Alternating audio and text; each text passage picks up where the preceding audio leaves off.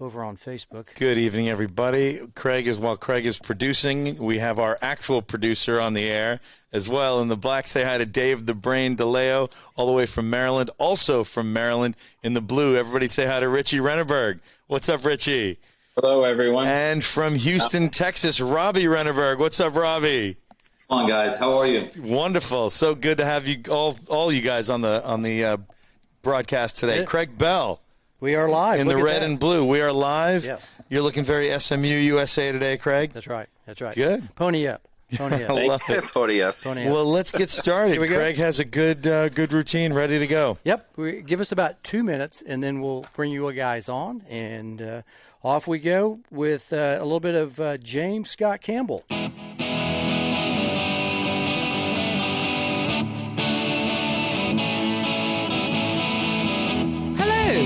You are at the net, and welcome, friends, to another episode of the At the Net podcast, powered by Tex-Mex Productions.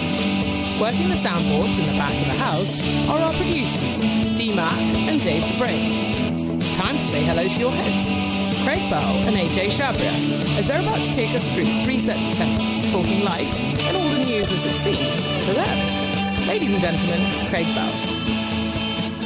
All right, thanks to our At the Net podcast girl. That would be the great Margot Carter for that prodigious. She's a prodigy. Yeah. Yes, and of an introduction. I'm having fun tonight, with all these words right Go there. for it, man. And welcome, fans of the great game. You're listening to Season 1, Episode 9 or 4. We're getting close. We're closing in on 100. Yes. Of At the Net podcast with AJ Jabry on my left. That's me, and Craig Bell on my right. We're talking the great game of tennis as it seems to us. Thanks also go out to our good amigo. He's right there tonight. Right there. That's the brain. There's a big brain sighting, What's going on, y'all? Right.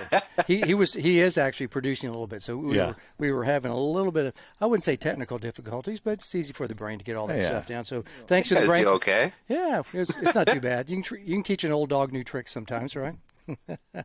And he's not really back of the house. He's front of the house tonight. So he's on the soundboards and making us look really good tonight, right? So thanks to the brain for coming on for a couple of seconds. Also, be sure to like and follow us on Facebook, YouTube, and Instagram. Plus, check out our good work on, I'm going to take a deep breath now, Fireside, iHeartRadio, Apple Podcasts, Google Podcasts, Anchor, Breaker, CastBox, Overcast, Pocket Cast, Radio Public, and Spotify. I did it all in one. Nice pipes, brother. Basically, all the communication sites the kids find popular today, right? Right on. Kids find popular, all that kind of stuff, you think? David, you find those popular, those sites? Yeah, they're all popular. They're all popular? Okay. And if you are female and would like to read the opening intro like the prodigious Margot Carter, you said great. All right, did I say great? You said both. Both prodigious and great. She deserves it. Right. Let us know. We always like to hear the female voices. We don't like to hear male voices. Plenty of dudes around here. Yeah, right? we don't need no dudes.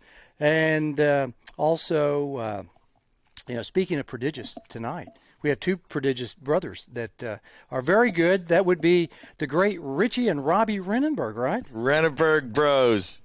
Welcome, boys. Good evening, guys. Thanks for having us on. Oh my Yeah, goodness. thank you, guys. It's an honor and privilege to share some airtime with you all. We really appreciate you coming on, and in honor of SMU's big victory yesterday afternoon, which Robby didn't watch. I am wearing the blue and red of the Mustang color. That last play of the game too. It was a Hail Mary, believe it or not. And it looked like a tip. Yes, a tip to one of the receivers from an SMU receiver to another one. It's really incredible. It was on SportsCenter last night. That's how I caught it. I did not watch it live, but I watched part of the game live, and I was flipping channels, and then went back to SportsCenter, and SMU got it in the final second, final throw, and now they're 3-0. Did you watch a few? All right. Well, thanks for wearing the gear. Yeah, I was there for 3 years before I ran out of electives to take. You can only take so many PE classes, right? Yeah, I'd taken that a couple times. Yeah. What? See, His basket weaving's on point, though. Basket weaving. and his knitting. Is he a good knitter as well? Great knitter. A couple sweaters last Christmas. Amazing. Not the sleeves weren't too long or anything. They are too short. Oh yeah, no, I never wore them once. So, what years were you at SMU? You were right after the Pony Express, right? So after the football. Yeah, team? I was there 84. I think it was to 87. Okay. So I left after junior year. And the football team was good. Dickerson and James were there right before I got there. And so I was there for the aftermath. But it was a great place. It was a great place to go to school. I loved it.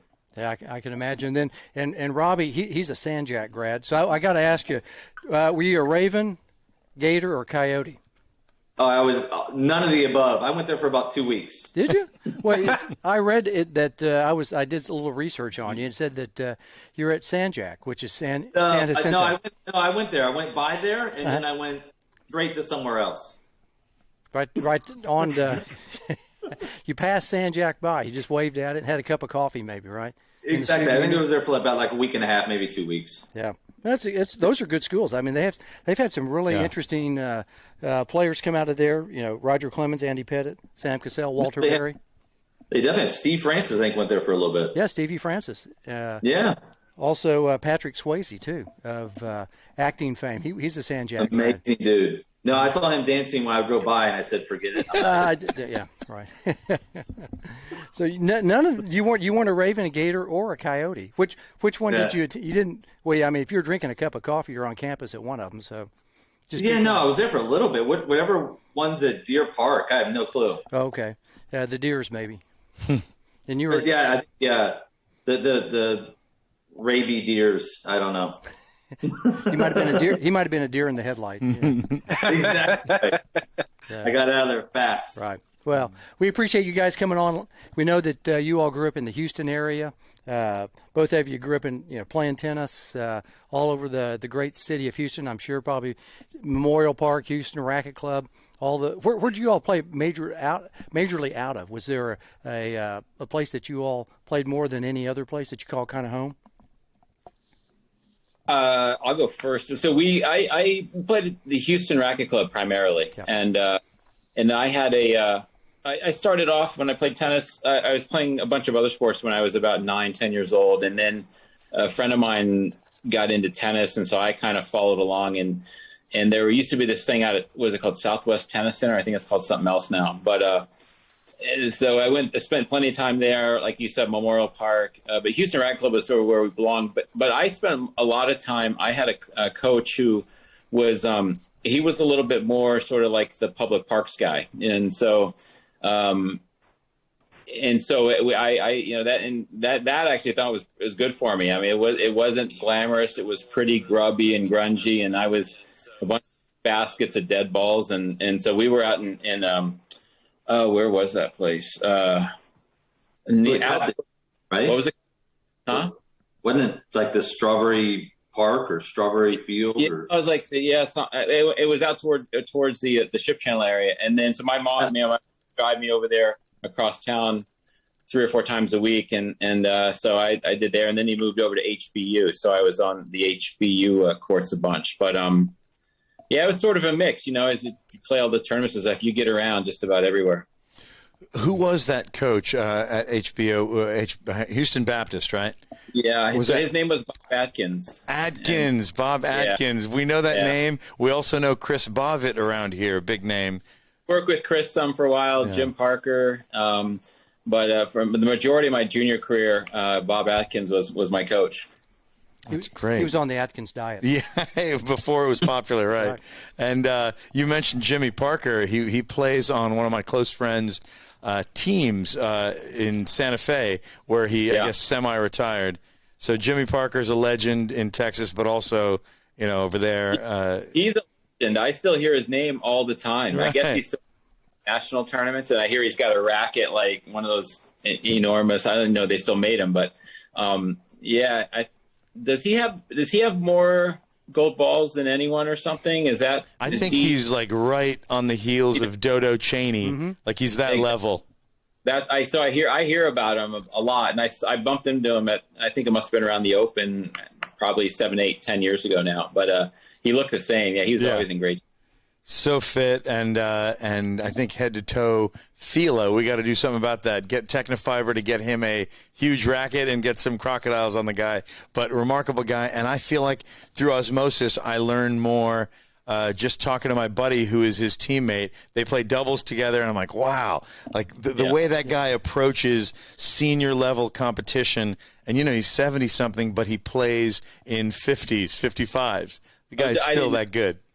Believe it though. Did he go to Rice? Is he at Rice? Is that where he went to school? I think you're correct on that one. Yeah. He was the coach, I think, there. Because maybe Ross is a good friend of mine, and Richie, you know Ross. But Ross is actually going to maybe stop by tonight, but I don't think he's going to make it. But Ross said that I think Parker was his coach at Rice. At Rice. I think he's an Air Force grad, I think. Parker is. Because I taught there for a little bit, and Jim was my director. Great guy, and like you guys said, I mean, the guy was, fitter than I was at, early 20s, and it was like, come on. Yeah, actually, I'm doing a little research here. Grew up in the Missouri Valley. He's up there in my neck of the woods up there. Came to Texas to play tennis for Rice Institute. So I don't know if that's the same as Rice University, so it might be. Interesting. Yep, earned a BA in political science in '65 and an MA from the University of Texas. So this was for his induction into the Texas Tennis Hall of Fame, of which Richie's a member also too. Right. So Jimmy got inducted 1991. So I just looked it up really fast. But then he returned to Rice to coach the men's team. So he's actually an alum and also the coach at two different times. Well, we've spent good times with Jimmy Parker on this. And he looks about the same as he does in that picture. But I can feel us booking him at some point soon. But, fellas, let's get into our first set where we get to ask Robbie and Richie their background in tennis and how they get started in the great game down in Houston, Texas. All right, are we off? Yes, let's roll. Let's go. Robbie, you go first.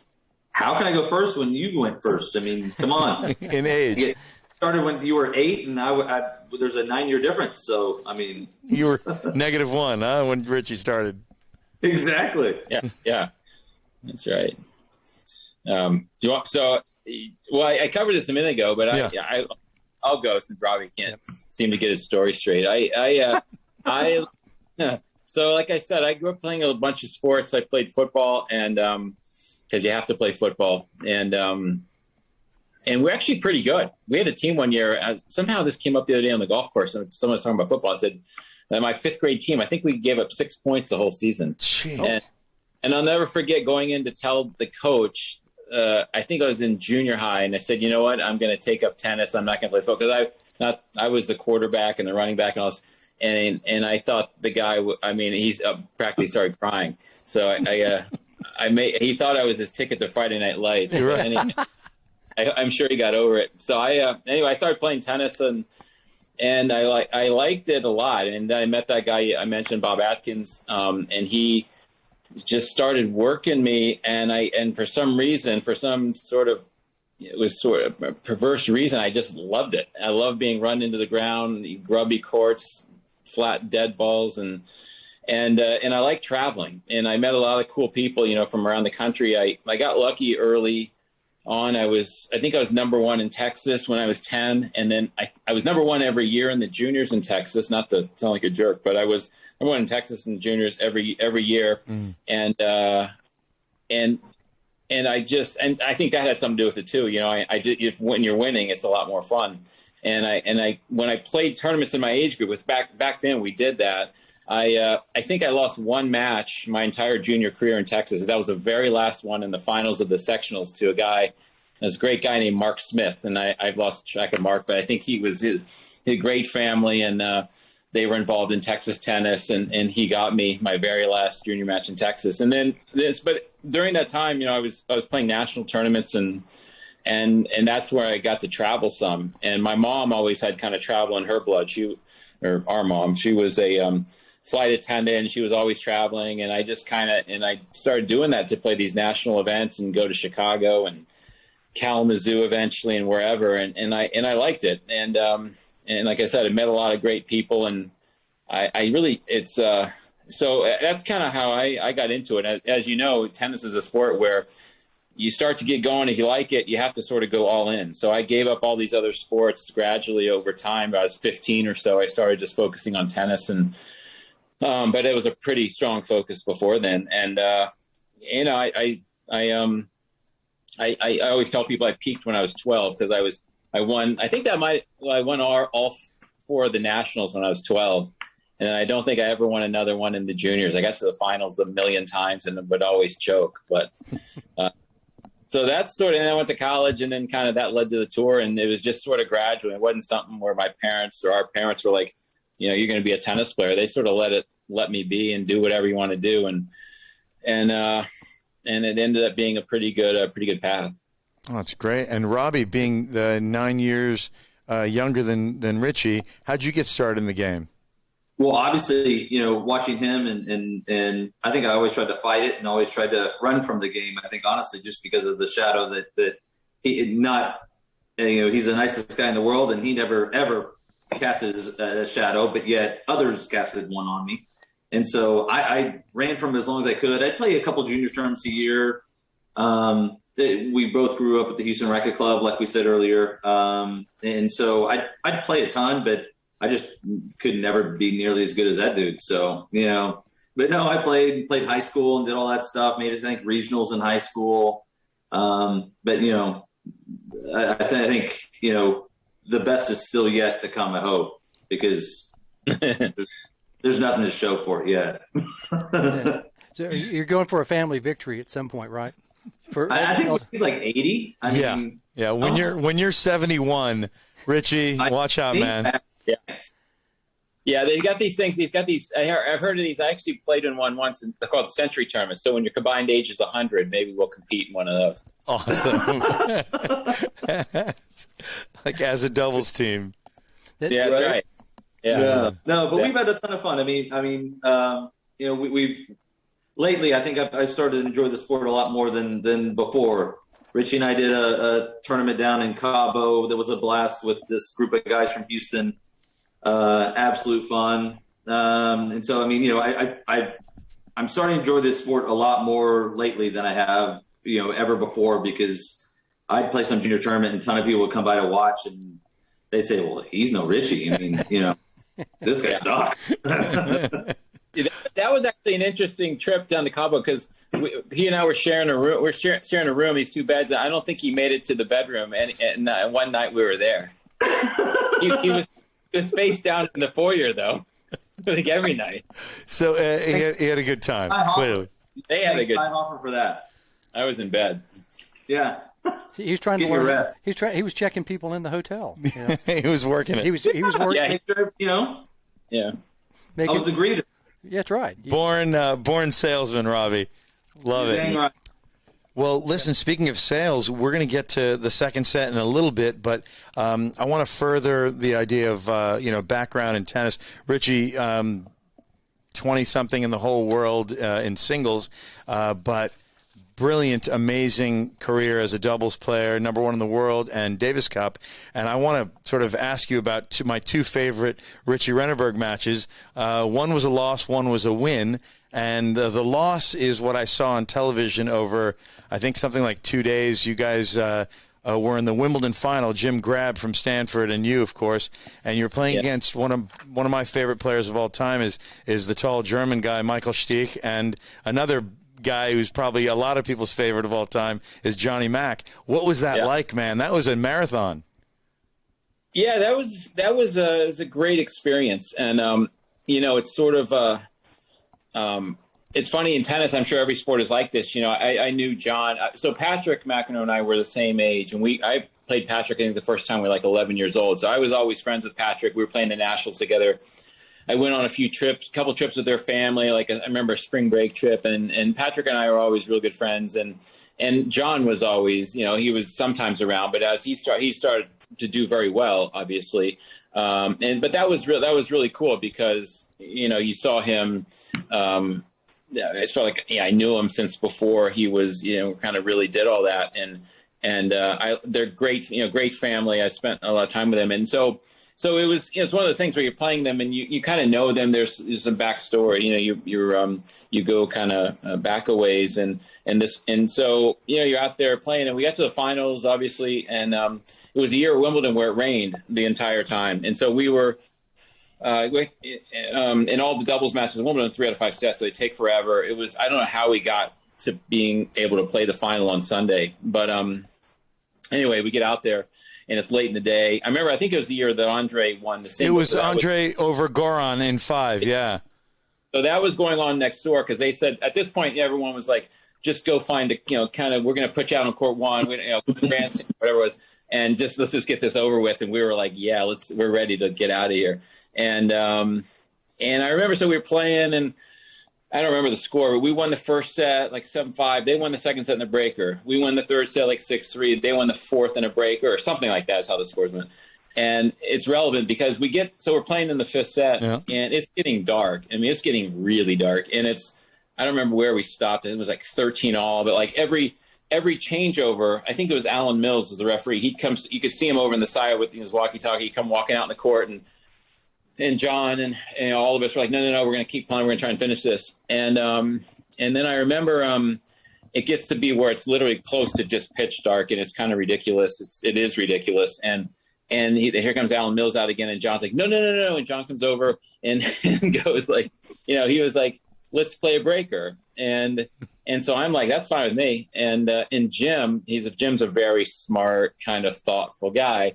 And me, Michael, John are all like, all right, let's do it. Let's go get our rackets. And Jim's still sitting there in the chair, and he goes, I'm not playing a breaker because we've lost 2 sets in this match and both of them were breakers. And so I was like, well, yeah, but the spinal tap, the drummers, the law of averages could start to work in our favor.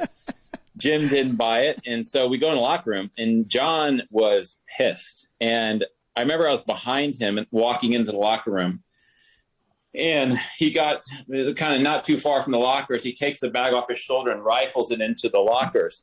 And I kind of at that point figured whatever I was coming in there to get, I didn't really need. And I turned around. And so, but what was really cool, so, John was fuming, and the sort of the flow of this tennis circuit, when you're back then, you're over in Europe for a long time, and I love Europe, but it's a long time away from home because you play a couple tournaments for the French, you play the French, a couple grass court tournament warm-ups, and then you play Wimbledon. So you're there for like 2 months, and it's summertime back in the States, and you're kind of just ready to get back, and so anyway, so the next morning, it's the first day that I think literally the first day in like 2 weeks there's been sunshine. It's bright sunshine, it's a beautiful day, and I remember Jim didn't have a place to stay, so he stayed in this house I was renting. And we get in the car, and they're driving us there. And it's almost like the first day of the tournament where there's all these lines of people. And so we figured there was some horse race or something out there, and go ask the driver, what's that? And they go, oh, that's for you guys. And I'm going, oh no. Yeah. All of a sudden got a little nervous. And so anyway, we get out there, and I think what they did was they let everyone in for free. So that the story was kind of, in years past when the singles final get carried over and be players a lot more interesting. Well, maybe not more interesting than John, but, more interesting matches, it would be like half filled or if that. And it was jam packed with kind of kind of people who ordinarily wouldn't get into Wimbledon. And it was just awesome. And I remember I was serving first when we came back out. And I remember I go into just right before walking out the course, I was going to go use the restroom real quick, and whoever it was kind of next to me, or they didn't know I was there, as a broadcaster, and some guy is dropped, and I knew who it was, but kind of if this goes 2 games, F-bomb, thinking, oh no, I'm going to lose my serve for sure. So anyway, I eventually lost my serve, which is what did us in, but that wasn't for about 10 games, but it was great. I mean, even John, I think, I'm sure, it was really a neat day, and the crowd was obviously, wanting to see John win.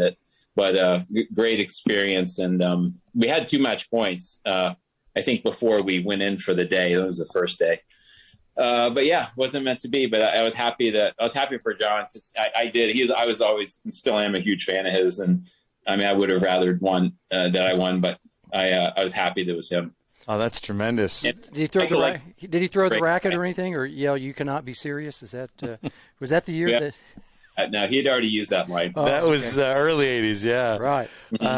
Hey, my other favorite Redenberg doubles match was a really happy ending. You guys played, you and Todd Martin.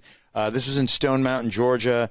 I remember there was one very rainy day and everything got delayed. And I remember needing to fly back here on Monday, and I missed the conclusion of the singles. But what I didn't miss was the Sunday doubles. I believe it was Todd and you against Marat Safin and was it Kafelnikov? Yeah, Kafelnikov Safin, yeah. And I felt like I learned so much about doubles because it was kind of the opposite. And we will get to what doubles was for you and what doubles is like now. But I want to talk a little bit about how Marat Safin, maybe a couple years later, the guy won the U.S. Open in singles, and he returned and passed and volleyed pretty well in that match with Pete. But if we rewind to, I believe that was like March of '98, it was either first or second round of the Davis Cup against you in Stone Mountain. That guy had a terrible volley, and weirdly, you guys were going at him, and he was missing volleys. Do you recall this too? Yeah, I don't remember the specifics, but I remember that was sort of the strategy. I mean, Yevgeny he is a great player, and I think at that point he was one of the top couple in the world, and he was a very good doubles player. And so, he didn't miss anything. And Marat was, like you said, he was at that point a little unrefined, and he would just rip. But he wasn't that comfortable with the net. So, yeah, and I can't remember. I want to say that I had played one of the worst matches of my life. I may be wrong. Maybe I played it after, but I think it was before that in Brazil. And I went down to Brazil and just completely laid an egg. I think this was the match after that. So it was kind of nice. I got a shot at kind of making. I could be wrong, but I think that I got out there with Todd. I love Todd. Todd was so solid. He did everything well. And so, we won that match pretty easily. So that was good because I think the singles after the first day, if I recall correctly, was 1-1. Yeah. And then we had was it Andre and Jim playing, I think? Yeah, Andre and Jim. I believe Andre won, but Jim lost to Safin, I think, in 5 sets, maybe the first day, and that's what kind of got our team in trouble a little bit. You guys obviously righted the ship on the doubles day, which was Sunday, and then Monday, I feel like we've split those. So we won 3-2, and thank God you guys took that dubs match. I think that's right. I think, I don't remember. I almost want to say Jim beat Safin in the 5th match, but I'm not sure. And he was down, I think, too. I don't remember. You're right. I remember how Jim started slicing a lot of backhands, and it actually worked. Yeah. So now that was a good Davis Cup match, and that was the thing, playing Davis Cup for the U.S. And I'm sure you've had other people on who have done it, but it's there's a lot of pressure because you go to countries particularly back then. When I was ranked 20 in the world in singles, I think I was like, usually like 7, 8, 9 in the U.S. And so that's why, we always had Courier, Sampras, Agassi, Chang, Todd to play singles and some combination of them. And so, I played some doubles in the Davis Cup, but everywhere you went, people were gunning for you because you usually had some of those guys. And so we had some wild matches on the road. Palermo, Italy, one great match in Rotterdam. And a few others I can't remember. India was a fun one. Anyway, we had a good time. It was always good when we won.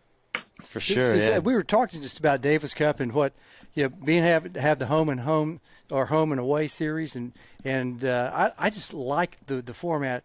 Just what you were saying right there. You had some great matches, Palermo, Italy, going to India, these different places right there that if you just it just seems watered down in the version. You're referring to the new 2 out of 3 and sometimes neutral site. I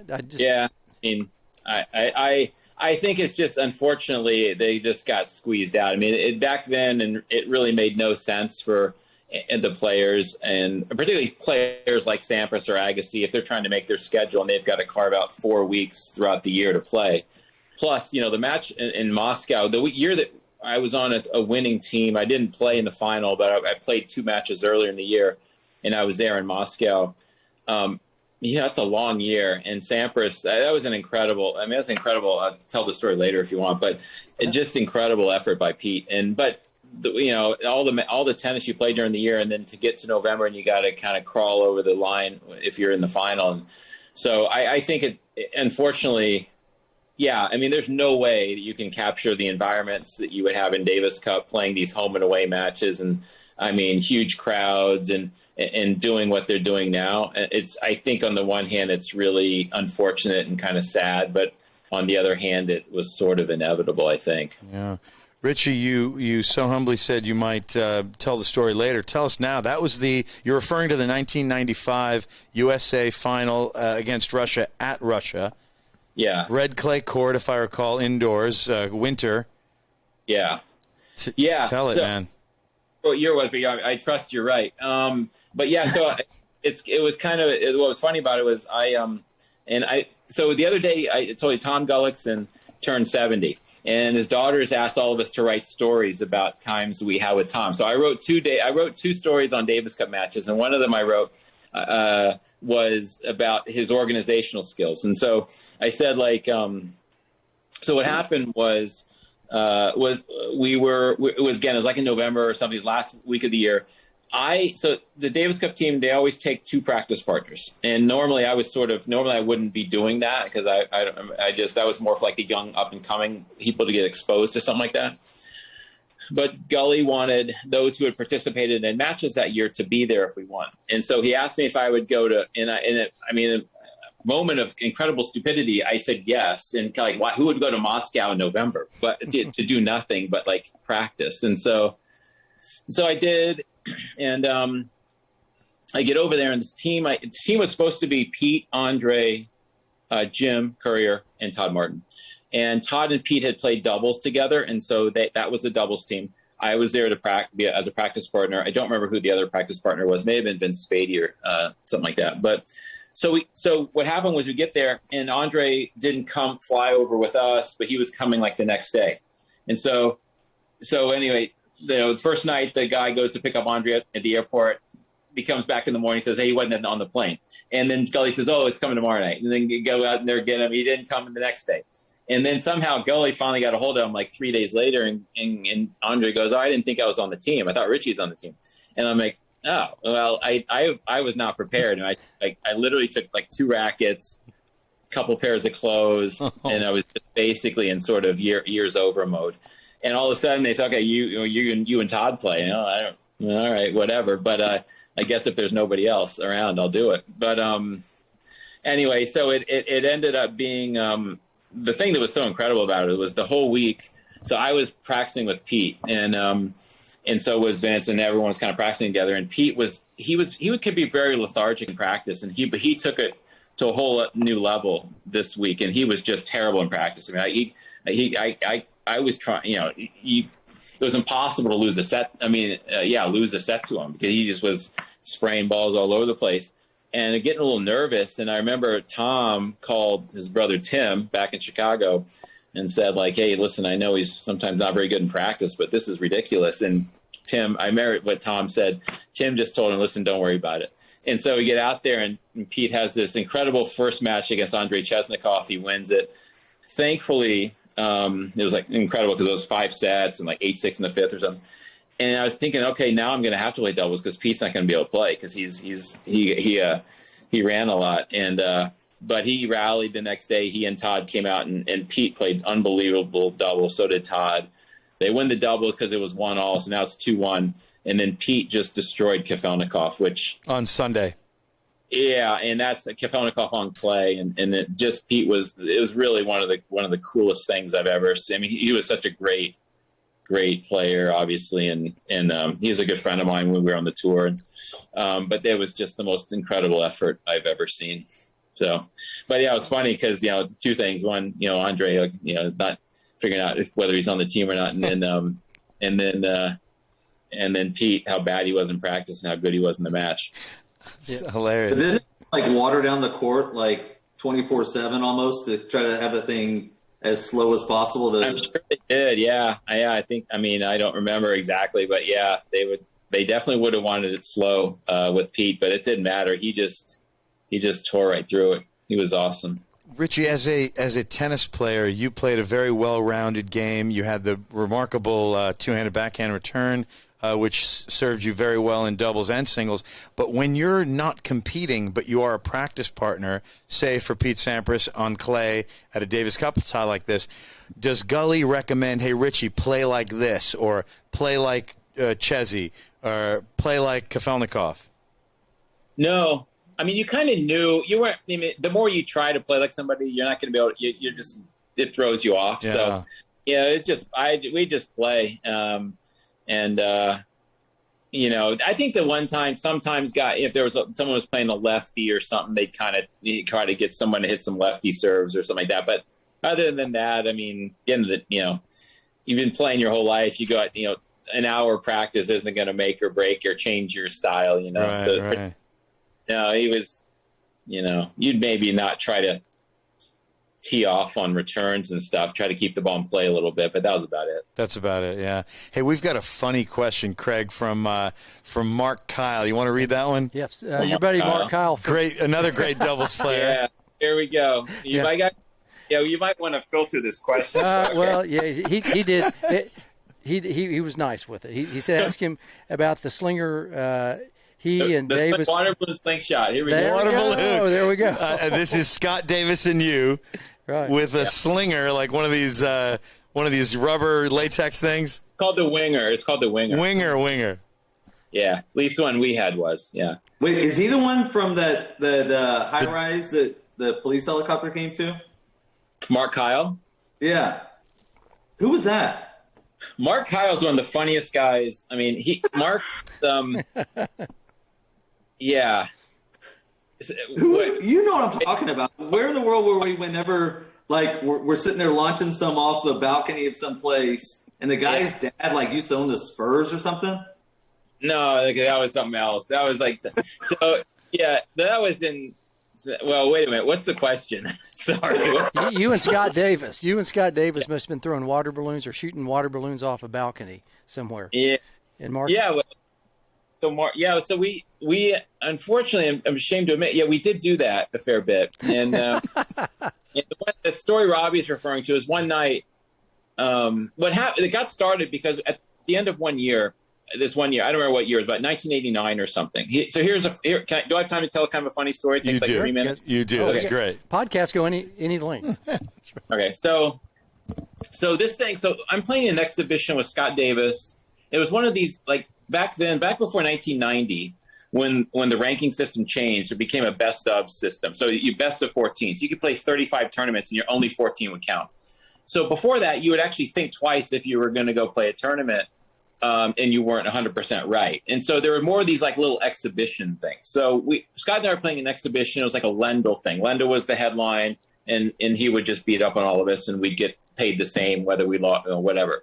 And so we're in Fort Myers, Florida. And Scott, at the end of the year, he goes to me, he goes, and he was one of my better friends on tour. And Scott's just really funny. He's one of the funniest guys I've ever known, really clever, very witty. And so he says, hey, I've heard about these things, these water balloon slingshots. And he's telling me what happens. He said you can shoot them like 150 yards, 200 yards. And I'm going, Scott, that's impossible. The balloon would break, whatever. He goes, I'm going to bring one to Auckland. So we're starting next year in Auckland. So we get down to Auckland, and sure enough, he went and found one of these things. And we're in the tournament hotel, which is downtown, and there's this big square. Okay, there's like there's like the city square where everybody goes and hangs out for lunch. It's summertime down there. Stuff going on at night and whatever. And so Scott brings this thing, and we have one hotel room was right on the corner overlooking the square, and there was a hotel room right next to that. And what would happen was so that no one could see this thing shooting out the window. The people who were this is way too much detail, but the people who were in the room, the corner overlooking the square, were on the phone with the room next door, which is where they're shooting the balloons, because the people in the square couldn't see that room. Okay. And so they'd say, okay, shoot a little further, shoot it further left, whatever. And I'm not kidding you. This tournament had a 32 draw, and however many extra doubles players were there. There must have been 35, 40 people crammed into these two hotel rooms. It was the funniest thing anyone had ever seen. But these things, you know what these things are. Like the balloon would land like 200 yards over on the other side of the square, and people are pointing them in the wrong direction and whatever, and then another one lands. And so it's very childish, I admit, but it was very... So what happens, the funny part of the story is that literally, and I remember going to like toy stores, and we had cleaned out like every toy store in Auckland of balloons. And so it was the first week of the ATP tour. So it was 1990. And the ATP had these, and we were desperate. And at this point, I had lost and I left, I think. And so the story goes, Luke Jensen, who's another guy who was usually down for anything like this, he was in the doubles. Somehow, by some miracle, he made the doubles final. All he did all week was shoot water balloons. But somehow he got out to his match. He won 3 of them, or however many it was, gets to the finals. And so they've run out of balloons, and the ATP, though, because it's the first week, there are all these big balloons that they're blowing up at this place to put up on the side of the stands, whatever. And so they say, fine, we'll take those. So they take these, and again, they take all these balloons, but they're real thick because they're meant to be blown up really big, so they can hang on the side of the stadium and whatever. And so there's I think it was Charles Beckman and Luke in the doubles final, and they're doing like a 2-man thing where they're shooting them. And the police, the entire week, the police are looking all over the square trying to figure out what's going on. They never figure it out. Finally, what happens is they get one of these thick balloons, and they shoot a balloon across the square in the sky. This like a UPS or DHL guy is going into a building, and it hits him on the back, but it doesn't break. And the police officer sees it hit him on the back, and he sees it doesn't break. It says ATP Tour on it. And so tennis is tennis got a big deal down there. So they knew which hotel all the players were in. And they go into the hotel, apparently, and they figure out, okay, there's only like a couple of players still in the tournament because it's the last day of the tournament. And in the one room on that side of the building is Luke's. And so Luke, as he's told me the story, that they get a knock on the door. They didn't know they were coming because they had no idea what was going on. And they look at the people, and there's a police officer. And they take all their balloons, and they ram them under the bed. And the police officer comes in, and the guy goes, "Are you guys throwing water balloons?" And they go, "No." As soon as they say that, a balloon rolls out from under the bed. and the police officer, you have to, if you get Luke on, ask him if this is true. This is what I remember him telling me the story. And the police officer goes, "Listen, you guys can't do that anymore, but can you show us how they go so far?" They're pretty cool down there, the Australians. That's great.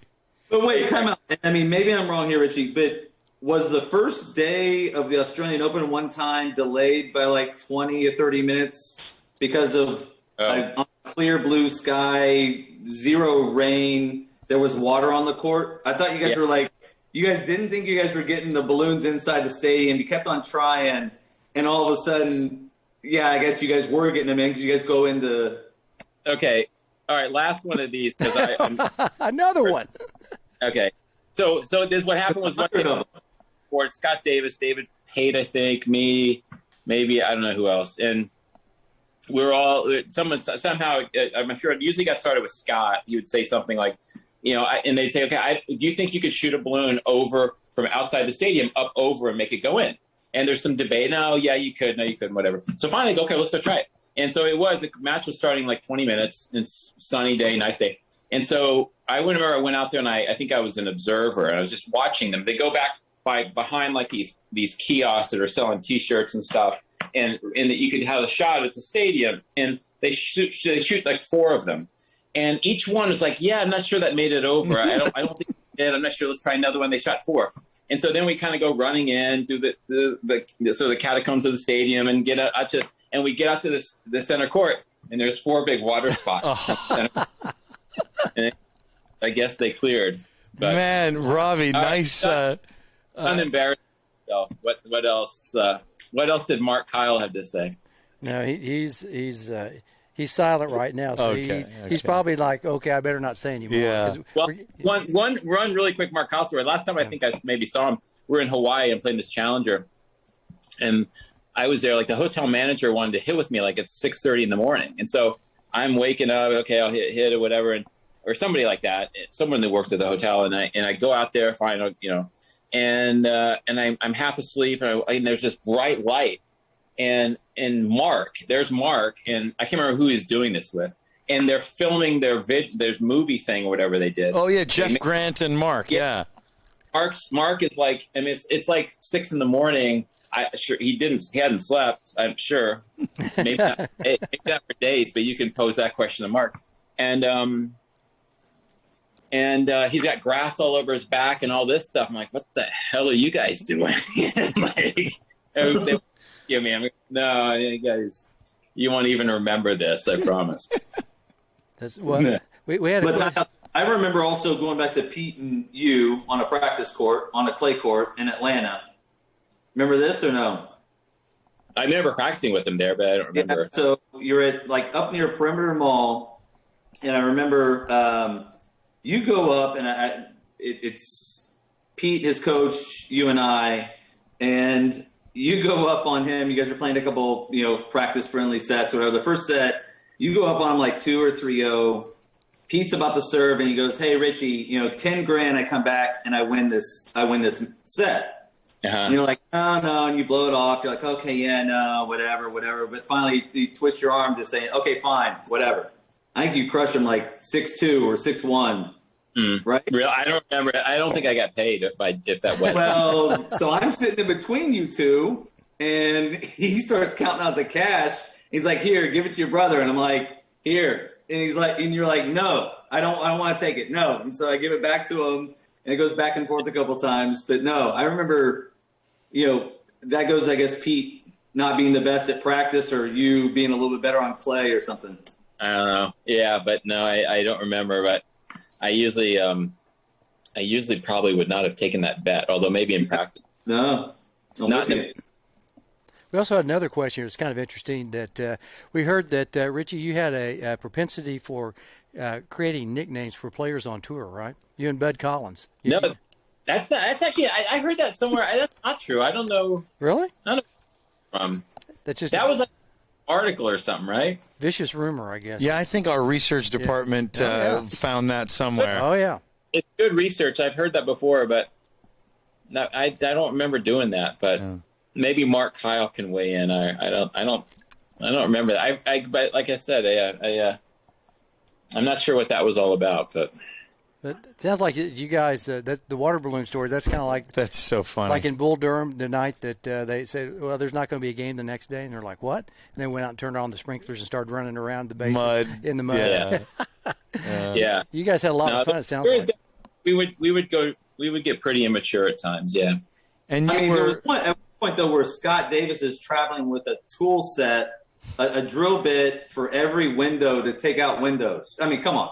I mean, it got it got to a point where you guys, I was there for the summer, but we would have a blaster in the summer where I was going down doing like recon. Can you see that the window is out of the hotel in downtown Indianapolis? Yeah, I think they did. All those people like doing the little horse carriage draw, And I mean, it got to a point where it was hilarious, and we got it down to a science in regards to, Scotty D would travel with a automatic drill with different drill bits for different windows. I think he may have, but I don't know. I think the statute of limitations is over, so don't worry about it. Exactly. I was thinking the same thing. Like, this is all so funny, but also incriminating. But it's 30 years ago, right? A lot of this, or 20-some years ago, yeah. Well, CB, before we get to second set, a couple really fun thoughts from our great friend, George Schuldberg, who grew up under Chris Bobbitt in Houston and knew you well. He joked, an important question for Richie is how he got away with ducking me all those years. And he's in Phoenix, right? Correct. Yeah. Correct. So he asks jokingly how you got away with ducking him all those times in juniors. Yeah. I guess maybe it was the luck of the draw for him. He must have lost before he got to me. He said you'd say that. Yeah. That's good. Yeah. That's the only thing I can think of. It wasn't on me. I was there waiting. He just didn't show up to the dance, right? He didn't show up, yeah. He did say, and this is from the heart, he said Richie was the most focused and mentally stable junior player I've ever seen, bar none. This was a career-long defining trait of Richey Reneberg's game. He made Lendl look downright mercurial by comparison, and he says, I don't ever recall seeing Richie have an emotional outburst or a letdown. So the So first of all, glowing praise from a colleague. So that was really cool. Yeah. Yeah. But his question, and I really like this, is can Richie, can you address how this came about? Is it inborn or did he work on it? And the question for Robbie is, did your parents raise you guys with that? And did Robbie share that trait also? So should I go first? Let's get Robbie going first. He's smiling. And I mean, it's obvious. Heck no. I mean, you couldn't have two more different individuals between that dude and myself, and love the guy to death. But no, I've seen Richie absolutely lose it, and he'll never remember this. And maybe I make this up, and Richie just go with it. But I remember back in 4th or 5th grade. I mean, so this guy, was the most stoic player of all time. I mean, up there with Borg, of never losing his composure on the court and yada yada for X amount of dollars. I remember one time, I think it was I was in 4th grade or maybe 5th grade. We're playing in television up in his room, and we're playing a baseball game. And he's up by 3 runs, bases are loaded, 2 outs. And in television back then was, the rival of Atari, but this thing was in color. And I jack a grand slam. That remote went flying so far and so hard, and he went yelling and screaming, and I'm like, what's going on? I mean, yeah, I 100%. I mean, you would know. You would know. Yeah, damn right I would. Yeah. No, but it's not instilled, none whatsoever. No, not at all. But yet Richie got all the good traits, I think. Yeah, I remember getting really pissed when we were playing golf. I was playing golf with Robbie one time in Atlanta, and I was just blasting putts past the hole, and I was getting really pissed that day. I remember that. Oh yeah, I remember that one. It happens every once in a while, but yeah, I don't know. I'm not sure. I think some of it's you're born with, and I do think that there is something about training. Kind of the way we did, it's a lot of the players who I know who did well on the tour. A lot of the coaches were very similar in that it was pretty basic. It was huge baskets of balls, and it's almost like there's that Malcolm Gladwell book where it talks about the reps and all this stuff and the hours you have to put in. And I think there's a lot to that. And if you think about Robert Lansdorp out in LA and all the people he worked with, and there's all kinds of coaches on the tour who would I would watch them train a little bit. And it was just a lot of repetition. And so I think that from, the way we trained with Bob Atkins, where, he would just sort of really kick your ass every day. And a lot of kids, they would, his program would have 15 kids, and they had 90 kids, 15 kids. Cause the kids, they would just not, some of them just wouldn't want to do it. And I don't blame them. But some of it comes from that, I think, where you're so focused on just trying to kind of get through. And a lot of times, there's no way. The one thing that's interesting is I don't think there's any way to predict or know who's going to do well in that environment, who's not. But I do think that there's really no, particularly playing singles on the tour. If you're going to get that far, if you're going to have a good junior career, a good college career, there's really no shortcuts for hard work. I mean, you got to put in the hours, but look, you could have you could do all that, and then I never forget. There's a guy, Dan Naherney, who this guy I think was going to be one of the best players in the world, and he peaked kind of remember 16, 17, 18, something like that. And he was so talented. It was unbelievable. And where did he play at UCLA, I think. And I think his last college match blew out his knee there in Athens. And that was that, as far as I know. And so you just never know. You got to get lucky too. Yeah. Dan was, I think, originally from New York. Is that right? Or New Jersey? New Jersey. Yeah. Yeah, definitely know. I remember Dan being exceptional in 18s when I was kind of mediocre in 14, something like that. But Naherney, unforgettable name. Yeah. You never really had any major injuries, did you? Elbow, hamstring, shoulder? I was lucky on that front. I had one knee surgery on the tour as a meniscus. It was not much. It was late in I had a couple of back issues that would just, spasms and stuff, and a little rotator cuff tendonitis, but that's pretty good. It's not too bad. Yeah. Go ahead. Well, good stuff. Yep. Anything else from the crowd? Not at the moment. Ryder Redenberg wants to know how big the balloons were. That's Ryder. That's got to be a nephew or no? That's your boy. Good. Yeah, Ryder's watching. He's 2 years old, so I mean he's an incredible typer. So he can really work the internet. I love that he has a Facebook account already. That's awesome. Yeah. Any other questions from George, or should we move into second set? One more question from George. Actually, kind of a two-parter, because I want to know, because he also sent us this one about 50 ball monsters. What were ball monsters? Speaking of the Outliers reference about 10,000 hours, tell us about 50 ball monsters, fellas.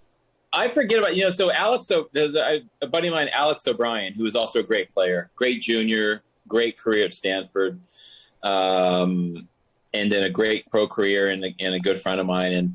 And Alex always remembered all the names of these drills. So George is going to have to help me with this one. But there were all these kind of goofy names it was basically every drill was just run your ass off and we'll tell you when you're done. Different patterns, but that was sort of it. There was the one that went on forever. I think I remember because Alex used to talk about this, Florida to California. So it was just literally going side to side, hitting ground strokes, and you couldn't miss. And there's some days when you weren't allowed to miss, and you have to get 200 in a row and stuff like this, or maybe it was 100 in a row. I don't remember, down the line and cross court. But it was boring, monotonous, hard, but I think it was a good way to train and it's funny in tennis, it's almost like even if you don't make it on the tour, it's still, you learn a lot of good life skills. I'll never forget, a friend of mine asked me to go speak at Northwestern University a few years back, and I went there to the tennis team, and this guy's done very well in business, and he asked me to talk to the team about tennis, and one of the questions one of the kids asked after I'm done giving my spiel was, well, I'm thinking about going to play on the satellite and whatever, and clearly he wasn't going to be the next Sampras.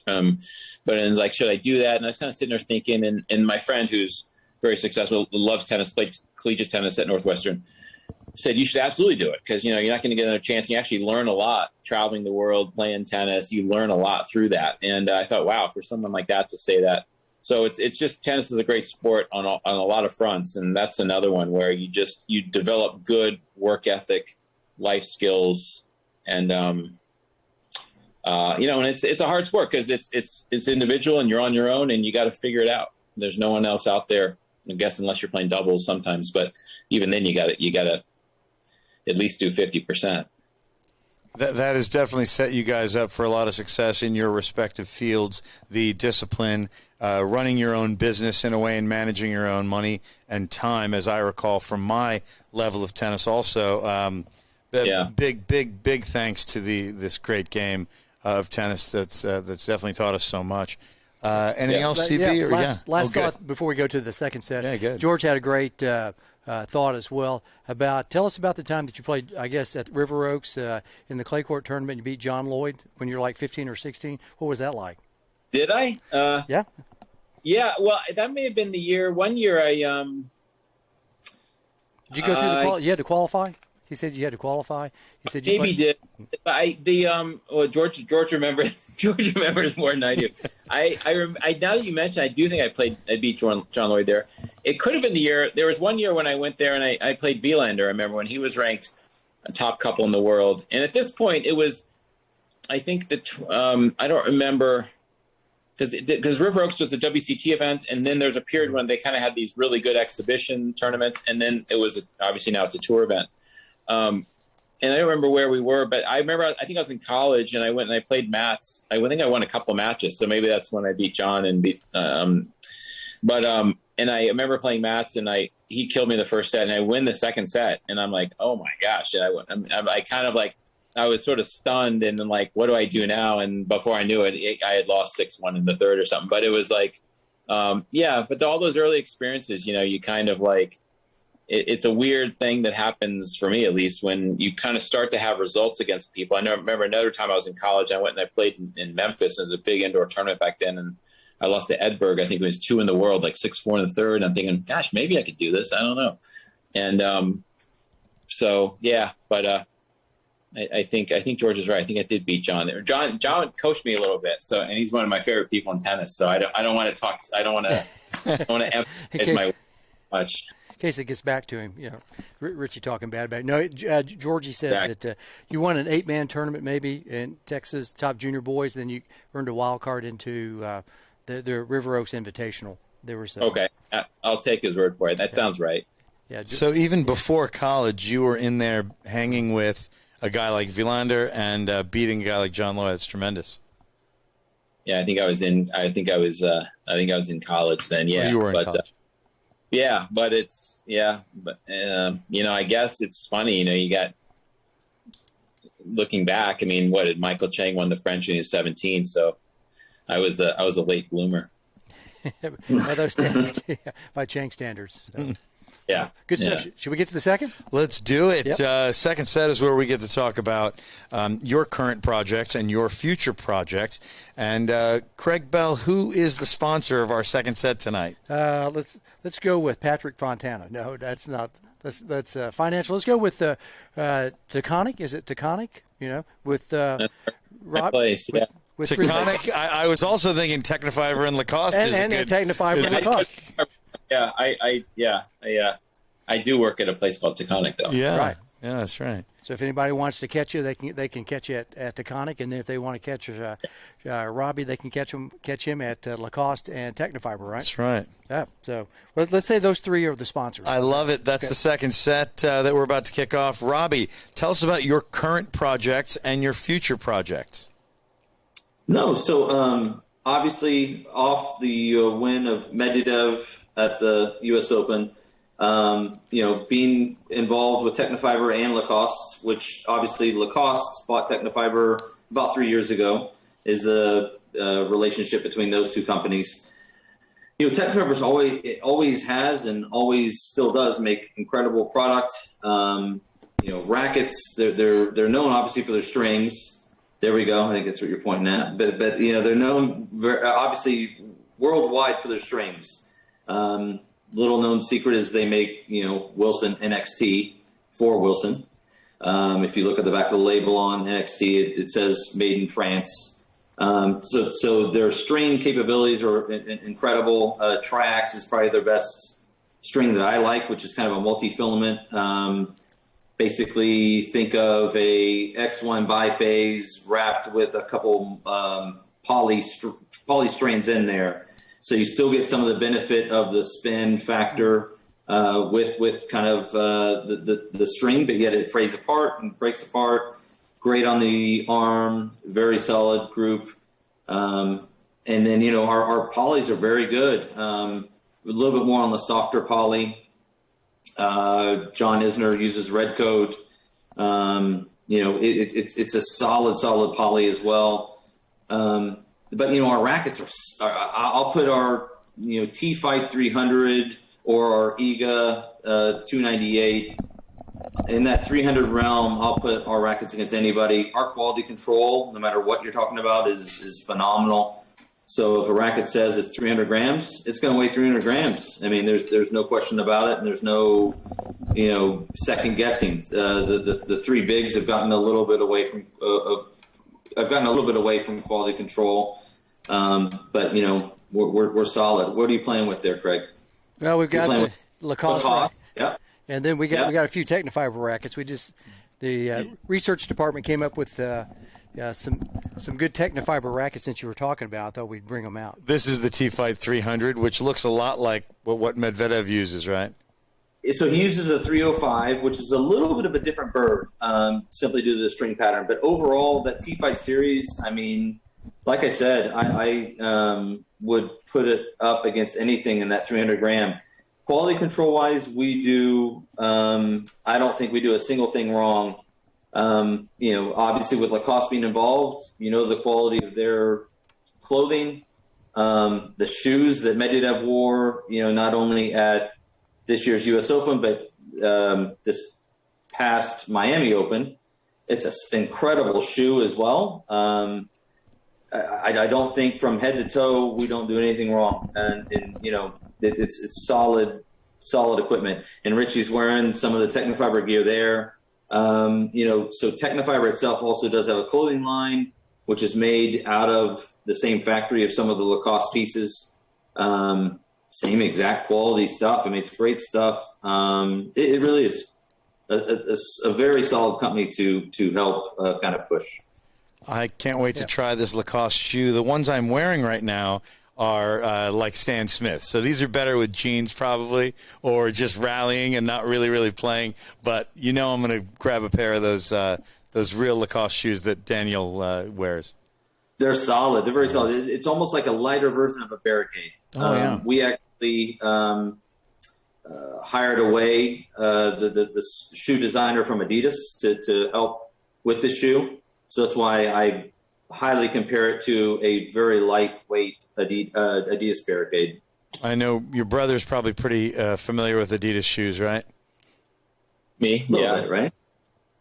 Yeah, I wore a lot of those for a long time. I like those a lot. Yeah. Oh, that's great. Which Adidas shoe did you wear by chance? I'm trying to think. Was there a Barricade back then? Yeah, no, they sponsored me back from, we're talking like long time ago, in the 90s, a lot of the 90s. And I can't remember what they made back then, but it's good, solid stuff. And since I've retired, one thing I vowed to not bother companies about getting free stuff. Yeah. And so I was buying stuff but yeah, I would buy the Adidas shoes. I like them. They're solid. And I had some kind of issues with some of the other shoes since, again, just buying random pairs from wherever. And but Adidas has kind of been the one I've more or less settled on. Seemed like your brother could kind of spot you. See, yeah, I know. He goes this way. There we go. That guy. So, It's a minor supply issue. Shoes Once we get those things, solved in the new year, I think everyone on the call we can see what we can do. I'd love to wear those. I just I need a connection. Needs a brother hookup. Yeah, the brother deal. That's great. Well, Richie, let's talk about your current project. Tell us about what you're doing in the world of finance in Washington, D.C. area at Taconic.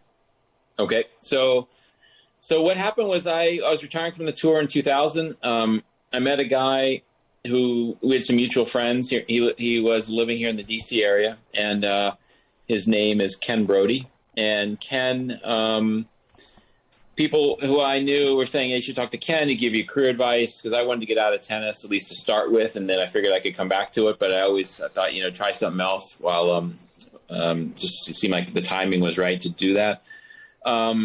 He was also the person who put up all the money to build a facility here in the Maryland area called Tennis Center College Park, now at the Ken Brody Tennis Center, which they run this program out of called the JTCC, the Junior Tennis Champion Center.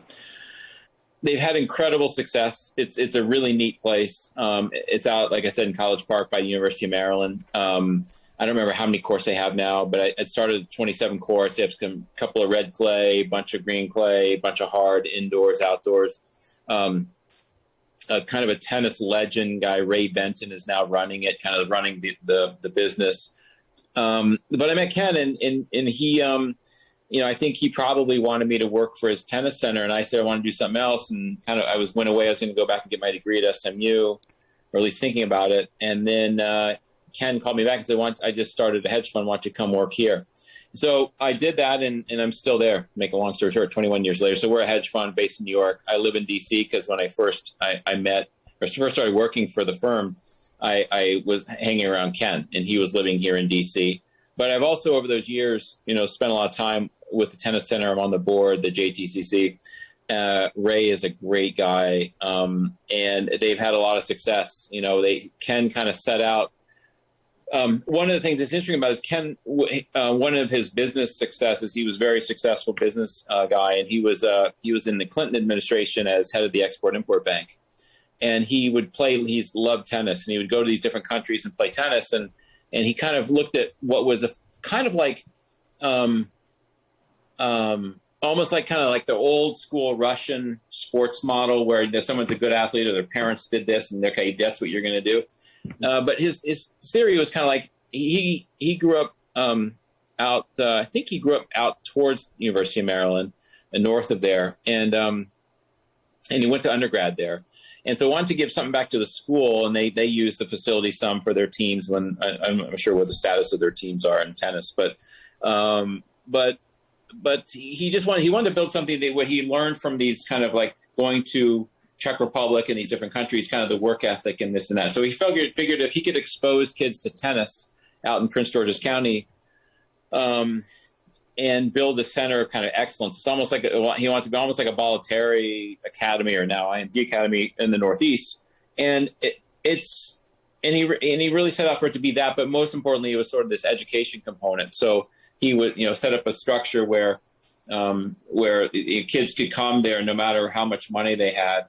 And it's just and get a great, and kind of push them with their education, but also expose them to tennis and hopefully, if some kids made it on the tour, great. If not, going to college was really the focus, and getting perhaps even playing tennis in college. So tennis kind of being a conduit to,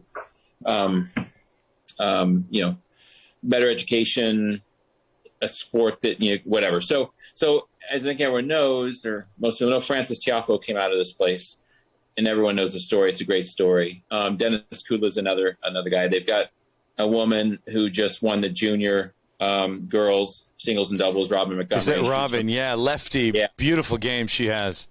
Yeah, and so they've had just fantastic coaches. This guy Vesa Ponka has been there. He's been really the core, just the most solid, no nonsense guy. I think Vesa's from Finland, So anyway, I met Ken, even though I was working for his business, it was great to kind of have this tennis outlet and be involved in something that's been, so successful, and literally like exactly how Ken envisioned it. And it's just it's kind of neat. I feel like so often someone says like, I'm going to do this and I'm going to create this or that, and it kind of it doesn't last, or it doesn't really work or whatever, and it's exactly what Ken set out to do, and it's really really neat. So I'm doing kind of I do those. We actually had a little event yesterday or Friday, and a very successful businessman named Bill Ackman donated. He's an incredibly generous guy. Gave a bunch of money to the tennis center, and we had a little exhibition. So Bill and I played against Francis and Robin. Wow. And but it was really to honor, Bill and his company, Pershing Square, and name the stadium after his company. And Bill's a guy that I see around at different tennis events, and just have a lot of, he's obviously, like I said, he's very successful guy, but loves tennis and really gives back a lot. How did you enjoy playing against Robin and Francis? Yeah, it was fun. I was hoping to kind of not embarrass myself, and it was we held our own. We did okay. They ended up beating us. I don't remember what the score. We played like a super tiebreaker to 15, but we hung in there. I bet your return handled Francis okay. A couple, but I'm sure he could have dialed it up, but I got my racket on it. Let's put it that way. Love it. So quick question: Yeah. Do you still play some? Do you still get out and enjoy, coming out and hit with the kids maybe at the tennis center? Do you ever do that? Yeah. And unfortunately, I end up spending a lot of time in New York, and so I don't get out to the tennis center as much as I would like to. But I play a lot. I play a fair bit in the summertime. When the winter up here it gets a little cold, so indoor tennis isn't as much fun for me. But in the summer, I get out probably 2-3 times a week, and I do like it. I mean, I play with. I've got a great just range of people I play with, and I belong to a club right near my house that has a great tennis history, and it's just a fun place and a lot of good players. And and the older you get, at 55, anybody who's 25, they can kick my ass. So but I don't really care. I like playing with anybody. Is it kind of a Houston Racket Club? Houston Racket Club always seems like it have a bunch of really good players kind of hanging around the Racket Club, all the time. Kind of a version of that. This place only has like 7 or 8 courts. Okay. Is this in PG County? No, so I live over in Bethesda, around the Beltway, and this is in Bethesda. It's called the Edgemore Club, but long tennis history. It's pretty cool. Like Christopher's working there. Richie's son, right? Working there a little bit this summer. Yeah. What's he do there? Just out of curiosity, does he teach lessons, or is he front desk? Teaches and works the shop and all that stuff. Does he like to? Is he going to be like Dad? Play on the tour someday, or more just normal guy? Funny, not to sound like his dad. He could have. He's very talented, but I think it's one of those things where probably I don't think I didn't put any pressure on him to play. He could do whatever he wanted, but I think I think there's some pressure on him a little bit that. But he stuck with it. He had some good results in the juniors and stuff, and he's a very good athlete. He's a good baseball player, great golfer. So whatever he picked up, he did well, and he ended up being more of a sports generalist. Yeah, well, there's nothing wrong with that. I mean, that's right. Right. You can use your avocation to become your vocation, or whatever. That's nice. Yeah. I enjoy the great game. I started it. Working at the club at age 14. I'm still 61, still doing it, long time later. Still doing it well, Craig. No, I enjoy tennis. I think tennis is a great avenue for people that want to have something to do. I haven't found anything better I could do. Still trying. I love it. It's just good people, and I really like I said, we have every now and then I don't do as many things anymore, but charity things or whatever, and you always come away just having a blast. And whenever I go to some of these things and I see my buddies from the tour, it's just really fun. It's a good small world, good culture, So. Richie, who are you still tight with of all your contemporaries? So the people I talk to Todd Martin, Jim Grab, we speak some. I see Patrick McEnroe some. I haven't spoken to him in a little while, but Jonathan Stark, Alex O'Brien, Luke, yeah, of course, yeah. Sorry, I knew I'm going to forget people. Luke, I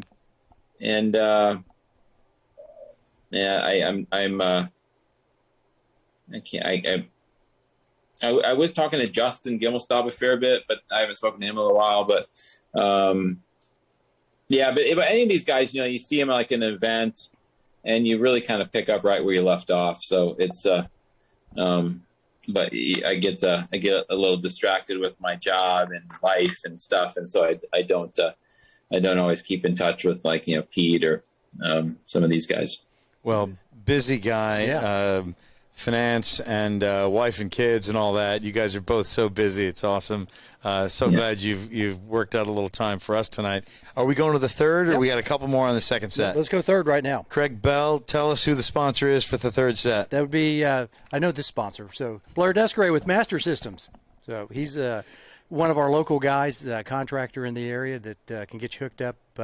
Just anything that you need for a tennis court, pickleball court, basketball court, just a piece of concrete maybe. Yeah, remarkable guy, and experiencing a lot of success these days, not just in tennis with the growth or resurgence in tennis, but pickleball, basketball, sports courts, all kind of stuff. Yeah. Yep. So go see Blair. Master Systems, courts right there at the top. That's great. Well, let's go to the third set. Craig Bell, I know you've got 3 segments of the third set. What are you starting with? We're going to go. This will be interesting. I'm kind of. This is for both of you. All right. First band you saw in concert. This is pop culture. This is totally not. Coming. Go. I know. I got a heads up sort of on this one, or had a feeling it might be coming. I can't remember, but I assume you have this problem with other 55-year-olds. But I think it was the Rolling Stones in the Astrodome. Really? Was that 81 Still Life tour or a little after that? That would have been about right, because I was in high school until 84, so something like that. Yeah. How do you know that? I'm just a little younger than you, and that was going to be my first concert, but I ended up about a year seeing in the Astrodome. Shea Stadium, almost as iconic as the Astrodome, but it was the Clash opening for the Who. But I loved it, but I was like regretting that my parents didn't let me go at the age of 12 to see the Stones in 81. So that's why I keyed on. When you said Stones, I was like, oh God, yeah. Yeah, I'll tell one can I tell one funny story? Would you? Please. Okay, so I'm in London. The one cool thing in Robbie, so you get a little time to think about your first concert. Oh, good. But so I go to this concert with Jim Grab, and every year at Wimbledon they give you 2 tickets to an event. So you could go see a play, you could go see whatever, and there's a concert. And we went one day. And it's like, I think it was in Hyde Park. There's an outdoor concert, and the Who was performing, and there's this guy named Gary Glitter. And I can't remember who it was. I think it was Roger Daltrey had this like a big patch over his eye, and we thought it was kind of like a stage, prop or whatever, like the look or something of the band. It just reminded me a little bit of Spinal Tap, and we were like, and the Who comes out and they're starting, and this is obviously several years ago, but they were I don't remember where they were in their sort of career, but a little bit past probably halfway, and we're going like, what's the deal with the patch or whatever? And then we read something in the paper that what happened in rehearsals, this guy, Gary Glitter, who was like, I don't know what his role was in the band, but he apparently was like, they were doing the rehearsal and he's swinging a mic around and nailed Roger Daltrey in the eye. It wasn't like some sort of like cool, like, deal prop. And so they're playing, and Jim and I are like, gosh, it does. I think it's outdoor. We're outdoors. It doesn't sound all that good. Something's kind of wrong with the speakers or something. And then Eric Clapton came out in the next act, and there was nothing wrong with the speakers. It's just like the Who was. It was just like they were a little rusty or something. But anyway, back to my. Gary Glitter has one song, don't you? Oh, and it's played in every sporting event in America. Stadium Rock or something, whatever that song is. Oh, really? Dun, dun, dun. Yeah. Hey, dun, dun, dun, dun, dun, dun, dun, dun, dun. That's him. That's it. I didn't know that was him. Yeah. I mean, I followed that rabbit hole one night, and I was like, Gary Glitter. And this was not even that long ago. And I was like, wow, that guy. I could see him swinging the microphone around, hitting Roger Daltrey in the face. It's funny. But all right, Robbie Reneberg, what about you? I think mine was in excess in about 5th grade at the Summit. That there was now Complex Center. Now it's a church. So I think I'm pretty sure mine was in excess 5th grade Summit. And Joel Osteen is there right now. Joel exactly is taken over since. So it's a little bit of a different tune. NXS isn't playing there anymore. Sadly. That dude killed himself. He did. NXS, come on. Yeah. Mike Hutchins? Michael Hutchins, right. Yeah. But one day Joel Osteen will play Devil Inside for the 5,000 people. I highly doubt it, but I can't wait to go. I mean, if it does happen. If it goes. That was my first concert, but I love music. I mean, obviously been around it a ton, but that was my first. That's awesome. We got a question from the crowd. Knowing that you all grew up in Houston, did you all ever go to a concert at the Sam Houston Coliseum? Jeez. I think that's where that is. Where is that? Is that I have no idea where the heck that thing ever used to been. It's got to be the basketball arena at Sam Houston State, maybe. I remember hearing about it all the time, and now I was just trying to remember. I haven't lived in Houston a long time. I was like, wait a minute, where is that? Because then maybe I would ring a bell or something. But the Houston Coliseum. Yeah, well, maybe Rick will get back with us. Rick Eckloff, a loyal listener, he posed that question. So I thought, hey, since we're talking about bands and concerts, asking must be a good concert venue. But I must say, I wasn't on the concert circuit, so most likely not, but I'm just curious where that is because I remember hearing all about it. Whatever. So, I mean, our parents did make the Battle of the Sexes. 73, Billie Jean really? King and Bobby Riggs. Wow, they went to it. They were there. I'm looking up this Sam Houston Coliseum. Good. So they didn't take you guys to the Battle of the Sexes? Well, you know, Robbie wasn't born yet. Well, he was. I wasn't even around. Richie, right? Richie would be around, would you? See, you were born. Yeah. If you're, Yeah. I remember there was some weird thing that like at Rice University that Bobby Riggs came in and he played a bunch of different random people from Houston who played tennis and I was one of them and I don't remember what the point of it was or what, but I remember that. Yeah. He was beating up on pale boys or something. I think with frying pans. Yeah. yeah. So if you guys could hear a band, what band would it be? Are you guys big band guys? You know, the people that we talk with usually like music. So is there a band that you like to hear? Oh boy. I was always a U2 fan, but maybe now Have you seen them? Have you ever seen them in concert? I did see them once in Dallas, yeah, when I was in college, I think. I think of like the best concert live music is always good. I can't remember. Who would I want to go see now? You know who I saw? I took my daughter to, a daughter and her friend who was awesome in concert was Bruno Mars. I bet. I thought I was going to say Bruno Suarez. Bruno Suarez, great doubles player, brilliant musician. But Yeah, Bruno Mars, man, that guy is. My daughter, she couldn't drive then. I remember she dragged me to him. Like, why am I going to this? And then I was like, that guy's pretty good. He's like. If I go back in time, though, I mean, I think Bob Marley. I mean, if you sit there and think about, Ooh. I mean, I probably wouldn't try to inhale any of the environment around me, but yet, I mean, I think Bob Marley would be amazing to go back and see in time. But you know, just I think his music has lasted throughout the ages, and it's insane. They could be jamming for the Yeah. Lord. Right?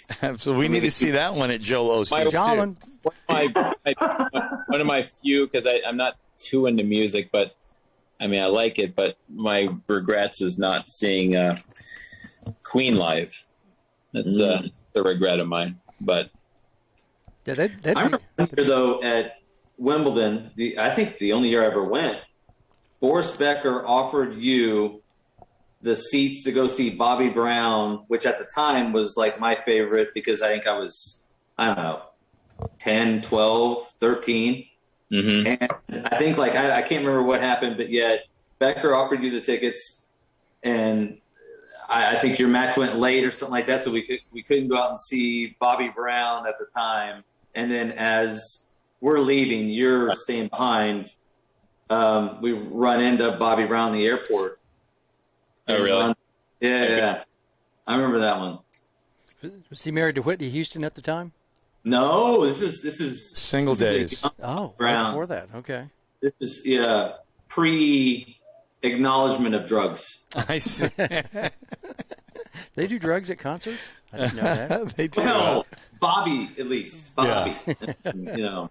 Yeah, the hard stuff. Right. Brown. Yeah.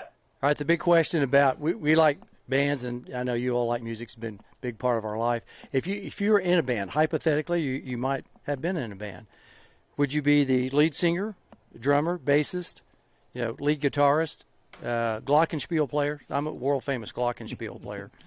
So where would you be, Robbie, in the lineup? Are you the front man? I mean, having him as my brother my entire life, I think I would be behind the stage, some sort of lighting dude. You're the roadies, right? You're one of the road I think guys. so. Yeah. Less pressure. Less pressure. You wouldn't be a singer? I thought you'd be a singer. I'll leave that to him.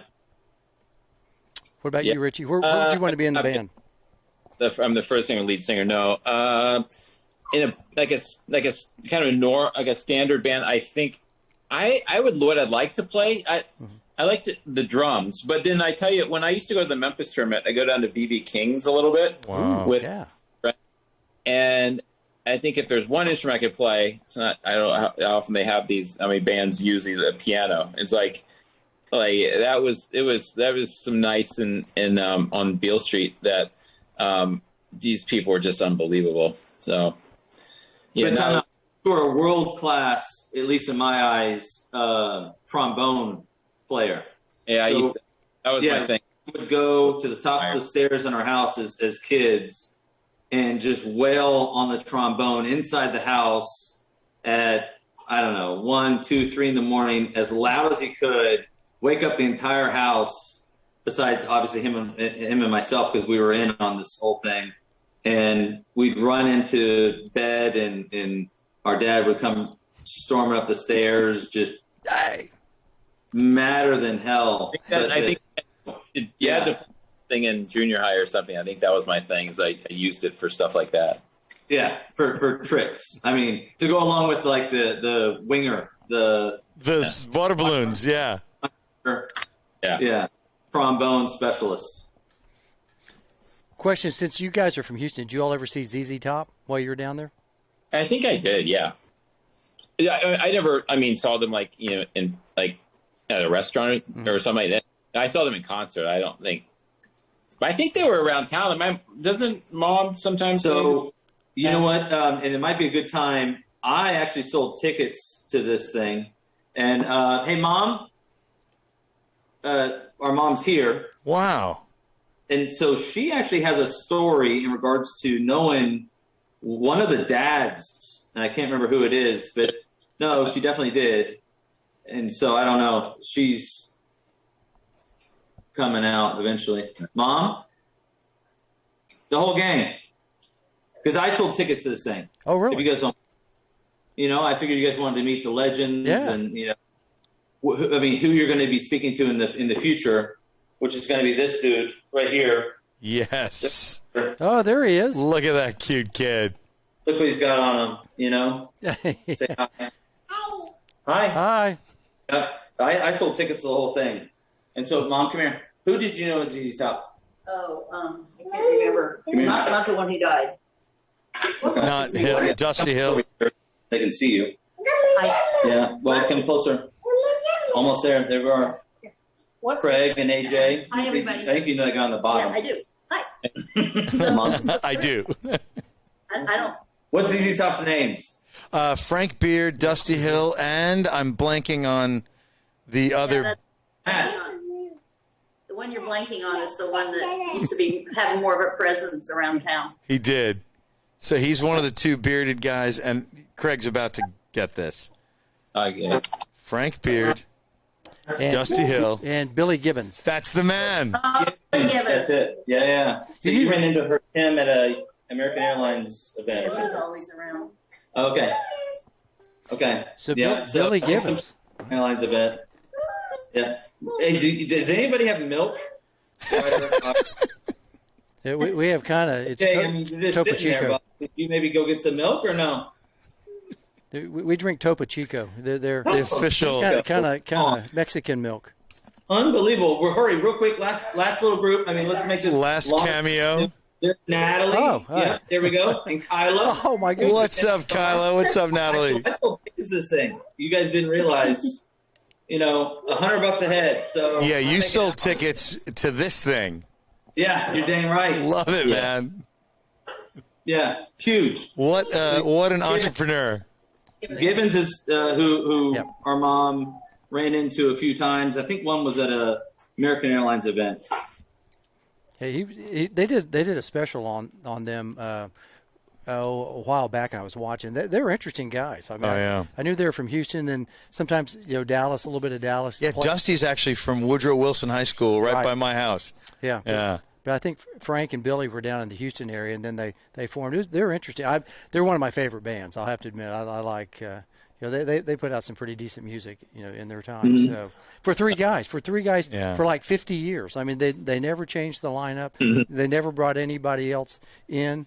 And They went a little cheesy in the mid to late 80s. Oh, come on. A little bit. the Eliminator. Yes.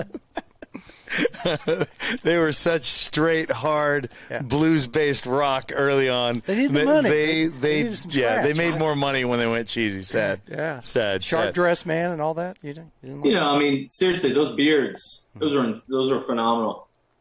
Yeah, I think we're going to start growing a couple of those. You know, AJ's already got one. Robbie and I have the head start on the beard. Yeah. Oh, I mean, and I shaved actually today just for you guys. Did you? Because I knew he'd always be clean cut, and so the black sheep of the family has to clean up every now and then. So this is about me cleaning up. Love it, Robbie. Richie, did you ever have a beard? Are you a beard? Did you? No, I can't. No, I know, like. Wasn't your deal? No, wasn't my deal. All right, first paid gig. What'd you guys do? Like have newspaper route? Did you work at the Ben Franklin Five and Dime or the tennis shop? Tennis shop. I think your first paid gig is hilarious. Steven Herzog? Buddy of mine, Steven Herzog, who very very good junior tennis player, and or Steven went to school. Maybe he played Vanderbilt. But I still talk to Steven a fair bit, and he and we decided one summer we were going to try to make a little money by cutting yards, and I don't think we got any business. And, but it was fun. It was fun. The process was fun. We made signs and all this stuff. But so I guess like the best part of the whole thing though is that like supposedly mom stole your first sign and. Yeah, like she overhears you guys going, "Hey, remember when we were wondering what asshole stole our first sign?" It was Mom. Yeah, it was Mom. Yeah, I do remember that. But yeah, no, so that wasn't a paid. I honestly, a little embarrassed to say, like, the tennis thing was sort of. Yeah. You kind of had someone supporting you, so I didn't make a dime until I went over to the Queens Club in whatever year that was, 1987. Was that your first cash check? Was that your first? I think so. Yeah. Because before that I played some tour events, but you couldn't. You're that amateur status stuff. I guess they still have that, but I don't know if they do or not. But yeah, back then as Queens was my first pro tournament. Was it one of those checks you went, "Whoa, okay, I can go do something"? No, it was like we didn't make. I don't remember what I got. I qualified. I got the third round, but I bet it wasn't a whole lot. I don't remember. Very needed Kroger's. See? Yep. All right. Thank you, Mom. Yeah, so my first job was Kroger's. Yeah, it was a huge, huge deal. You bag boy? Bag boy? Jimmy hired me. He said, "Hey, come on board." It's a great outfit.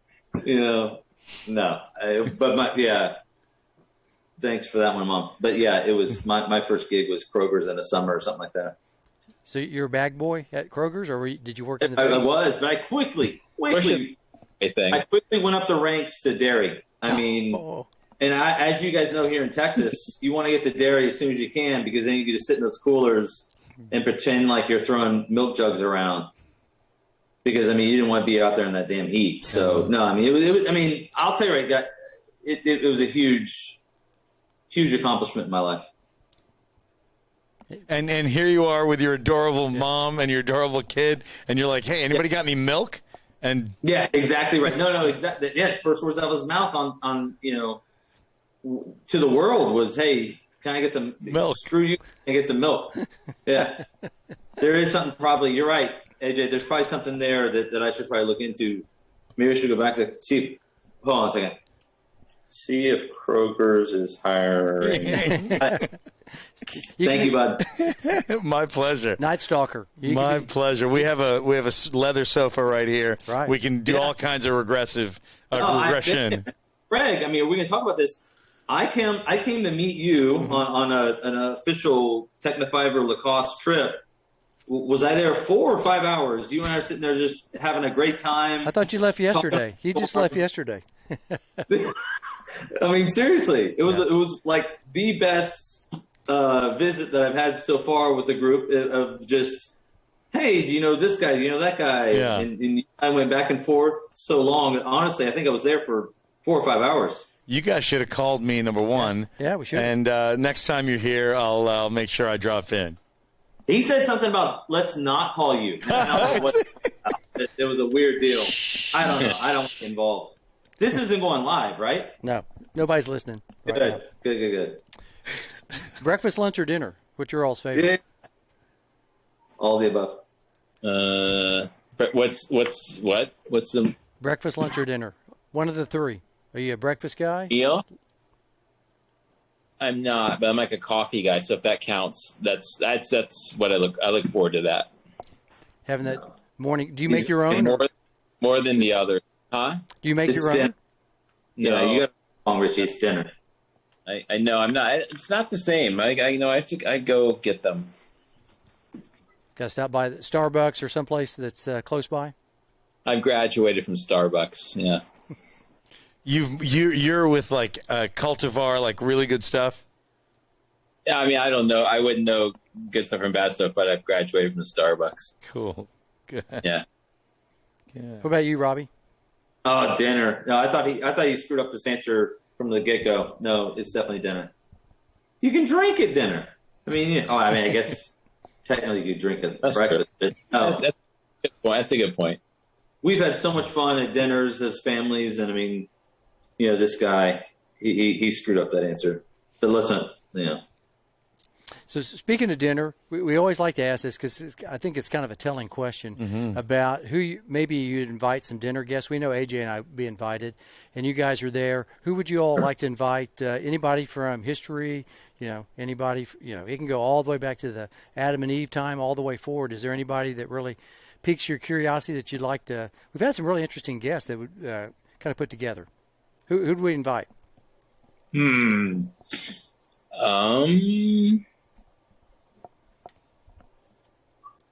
Boy.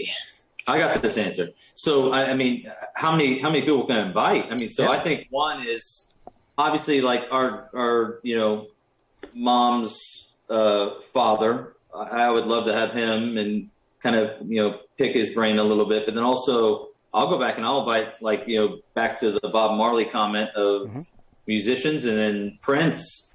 Get those two dudes. I mean, that dinner's going to last for a couple days. It may end in basketball or something fun, soccer. Well, as long as you have some like puffy pirate, long sleeve dress shirts, yes, that's a phenomenal situation. Yeah, I mean, can you imagine all of us and these guys? Yeah. The puffy shirt? That was Seinfeld. Yeah, that was Seinfeld, but it was the Chappelle reference where if we played basketball, it would be shirts versus blouses. Yeah, exactly. Prince is a good one. Yeah, Prince would be interesting. That's a really good one. Yeah. Prince, Bob Marley. Who else did we say? Well, our grandfather, but I mean, your grandfather. I'm sorry. sure. Your grandfather. Yeah. World War II vet. Purple Heart. Oh, wow. Men among men. Richie's got something else. I can smell it. No, I don't. I'm sort of. Who would I want to have dinner with? I do like Prince. I'd like to hear what's going on in that mind. But let me take a pass. I'll come back to you. Okay. Got it. We'll circle back. We'll do a Jen Psaki. We'll circle back in here in a bit. Okay. All right. Cool. East Coast, West Coast. What are you guys thinking? East Coast, West Coast. I'm a West Coast guy. I don't know how I ended up in DC, but I love DC. I should say I really like it here. But and there's some things I like about the East Coast, but the West Coast I like. I go to Colorado some. I go to California. When I was playing on the tour, I based myself a little bit in the desert in California. That was actually a great place to train. Courier had a place up there. I had a place there in December every year because we start in Australia, and it's a pretty easy flight from LA down to Sydney or wherever you're going. And we would all train there. I remember a couple of years we had 10, 15 of the top 100 all training together. It was a blast. So I like the West Coast. Were you like in Palm Springs in that part of the desert, or were you? Yeah, my place was in Palm Desert. Yeah, it's all the same. Yeah, that area. Yeah, Rancho Mirage. Mm-hmm. And Robbie, how about you? West Coast or East Coast? I would move to the Miami, South Florida area tonight if the stars aligned. I mean, I love California. I lived there for a little bit. Don't get me wrong. It's just you can't jump in the water. It's too damn cold. Come on. I mean, South Florida, and twice on Sundays. So you'd be like Miami Vice. We'd be like Don Johnson, driving the big. 100%. 100%. I love that city. I think that's one of my favorite cities ever. The Latin culture, the missus and I went there a couple weeks ago, and it's just, I don't know if you guys ever seen this Netflix thing, Operation Odessa. Have you guys seen this thing? I haven't seen it yet.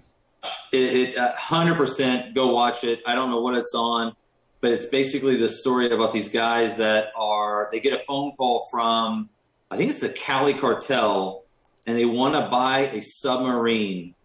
And it's this Netflix special, which is a true story, and it goes into this in-depth situation.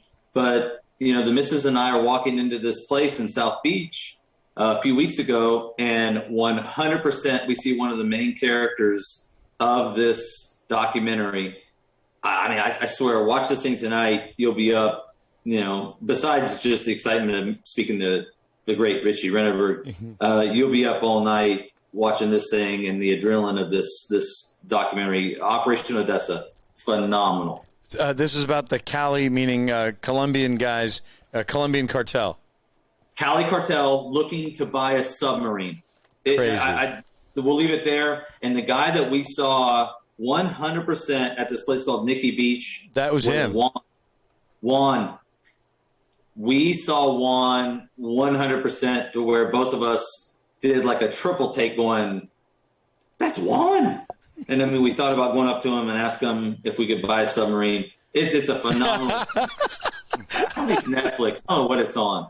But no, you guys, it's insane. That's actually going to be one of the questions about what might you watch. So good one. Okay, Operation Odessa. We're in. That thing as well. All right, third set. This is the third part of the third set. All right, we're going to circle back to tennis. Indoor tennis or outdoor tennis? Richie, we know it's outdoor tennis.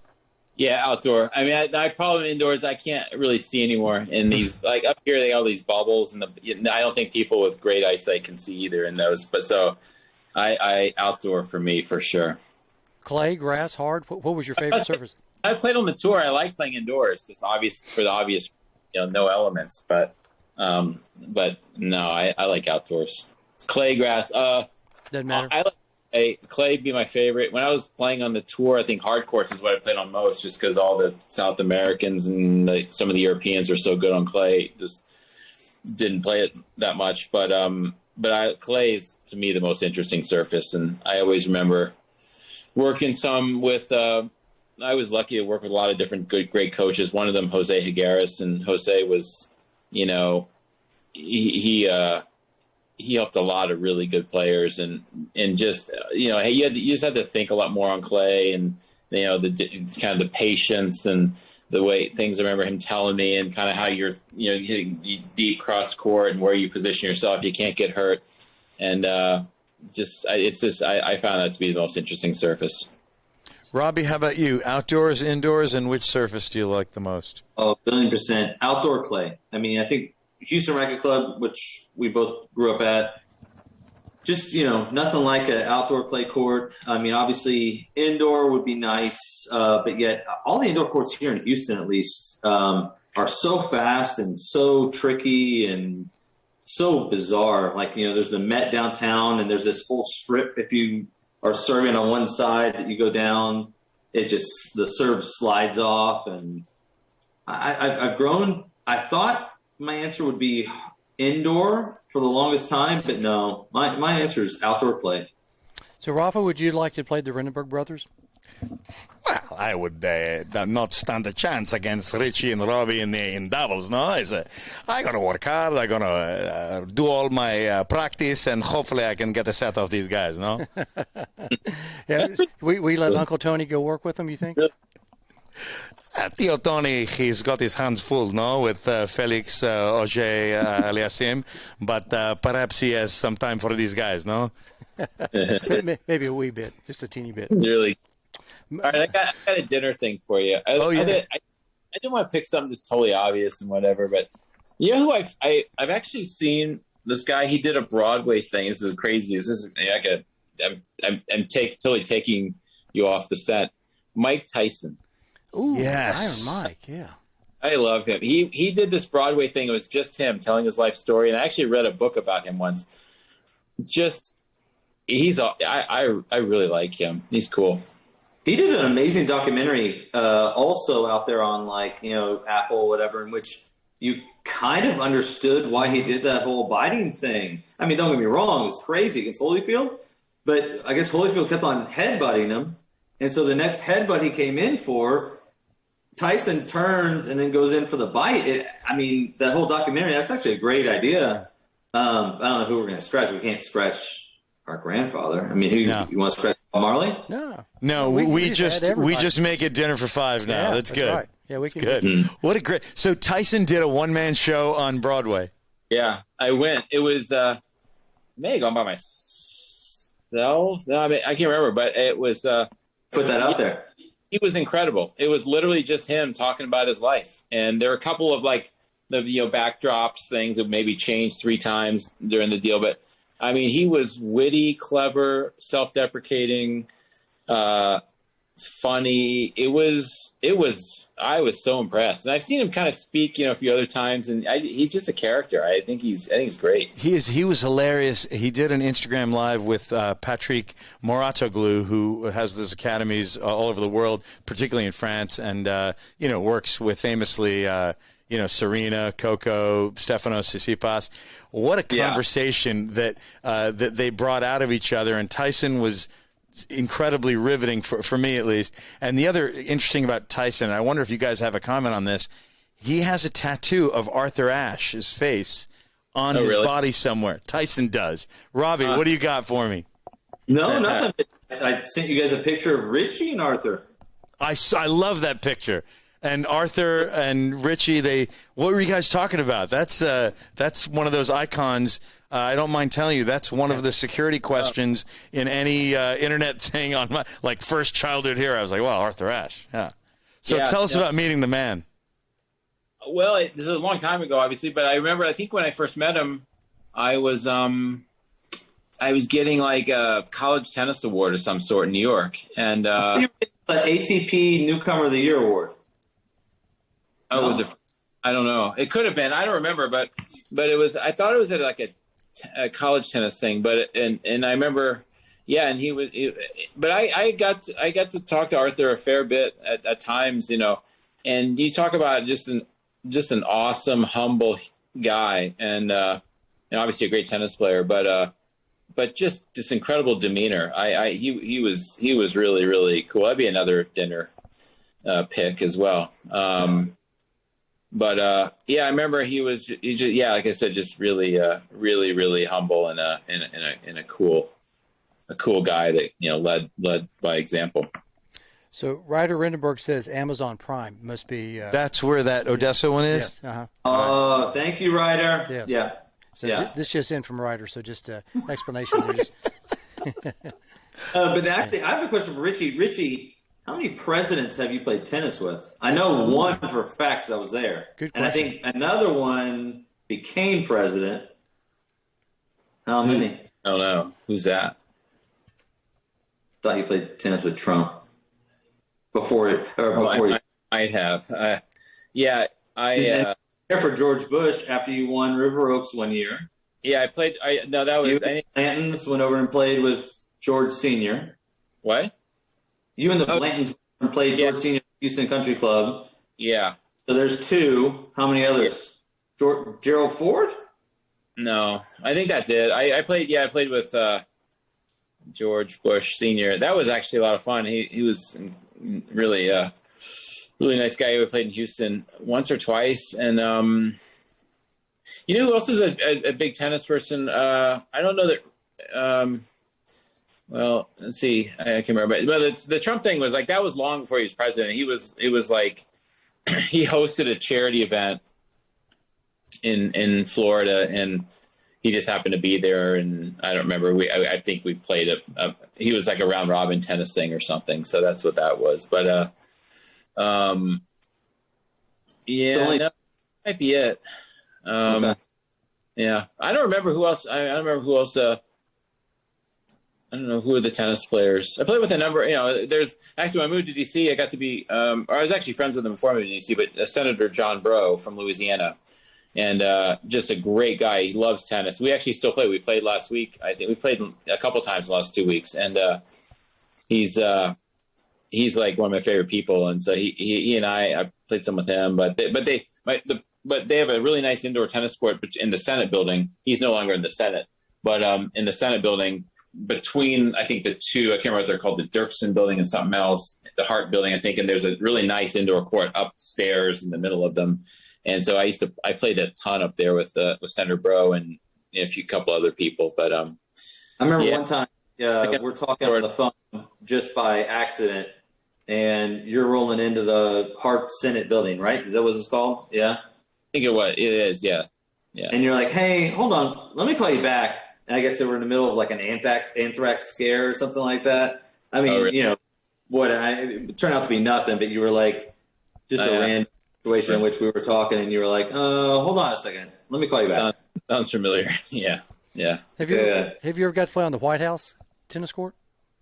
I never did. No, I never did. I think, I think that's another thing. George Bush, I think he was big into tennis, and I'd hear about these matches. I think Pete went and played there some, and I don't remember who else, Pam Shriver or somebody, but somebody, yeah. And so no, I never did. And then I'm not sure, is it still a tennis court? Maybe it is. I've never been invited down there, so I have no idea. I thought yeah. Sorry, I'm so sorry. No, you have a great scorecard from the Masters. Oh yeah, yeah. And like autographs with it and all that stuff. Yeah, you're right.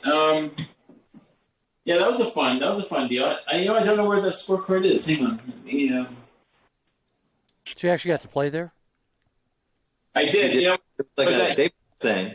After Moscow, Gully is a big golfer. Jim Curry's a big golfer. Todd Martin's a big golfer. Pete is a good golfer, but he was like, he never really talked about anything he would do, and he's not a self-promoter. He's the furthest thing from a self-promoter. And so, so anyway, Gully got us on Augusta, and it was me, Pete, Jim, Todd, Gully, and then, each foursome had to have a member. So one member played, one member just drove around the cart. And, we played, and I think actually Pete shot the best score. I don't remember what he shot, though. I had that scorecard right here.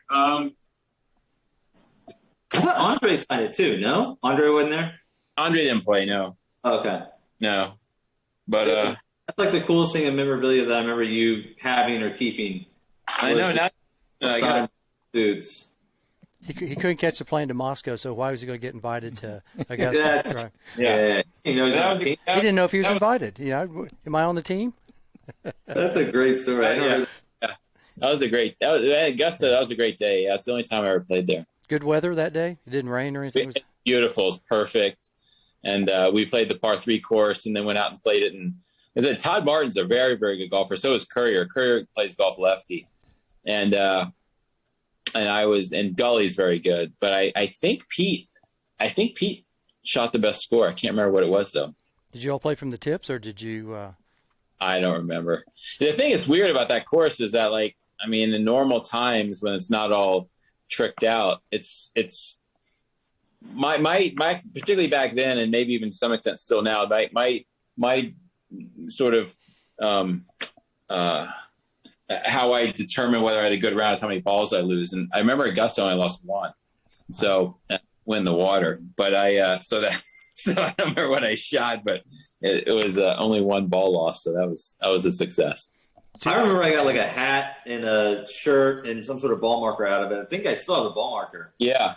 So much appreciated on that. But I'm going to look for this. I'm just going to find this. All right, we'll see you in a little bit, bud. Right.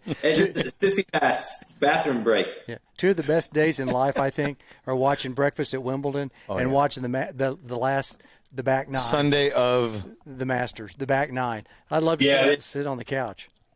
Yeah, very true. They won 2-3 of the NCAA tournament. Now let's get back. While he's looking through all his books and literature, what about you guys? Give us a couple guests that we're having at dinner. Let's see here. You know, Yeah, a little curveball back at you. see, I always. Now, I've answered this question a few times. I still want to. I love Civil War, and I want. Yeah, I like the. Just the whole idea of the Civil War. I just kind of trying to understand everything, and I always want to go ask Bob Lee. You know, what are you doing going with Pickett's charge? Robert Edward Lee, the general. Yes, I want to ask him. I'm like, what the heck were you thinking at that time? Because I really want to get into his mind, you know, on that one. Because that was the ill-fated turn at Gettysburg, basically in the Civil War. Not that I, would want the South to win or anything, because the United States has gone pretty good. But I just want to ask him that question, like, hey, what are you thinking? So cool. And is it Rene Lacoste, or who is it? Rene Lacoste. For me, very rarely does a guest turn it around on us like this, Robbie. So very skillfully done. Look at that. And for me, I like knowing the truth behind the story. So for me to figure something out about Kennedy and how it really went down, that would be a dinner guest. If I can figure out which key player should be at our dinner, I want that guy and Kennedy, right? Because that would be an interesting conversation. John F. Kennedy? Get Mafia hit. Let's go. Come on, stop it. That's what I want. Right? You want Lee Harvey? You're all over it. This is what I want.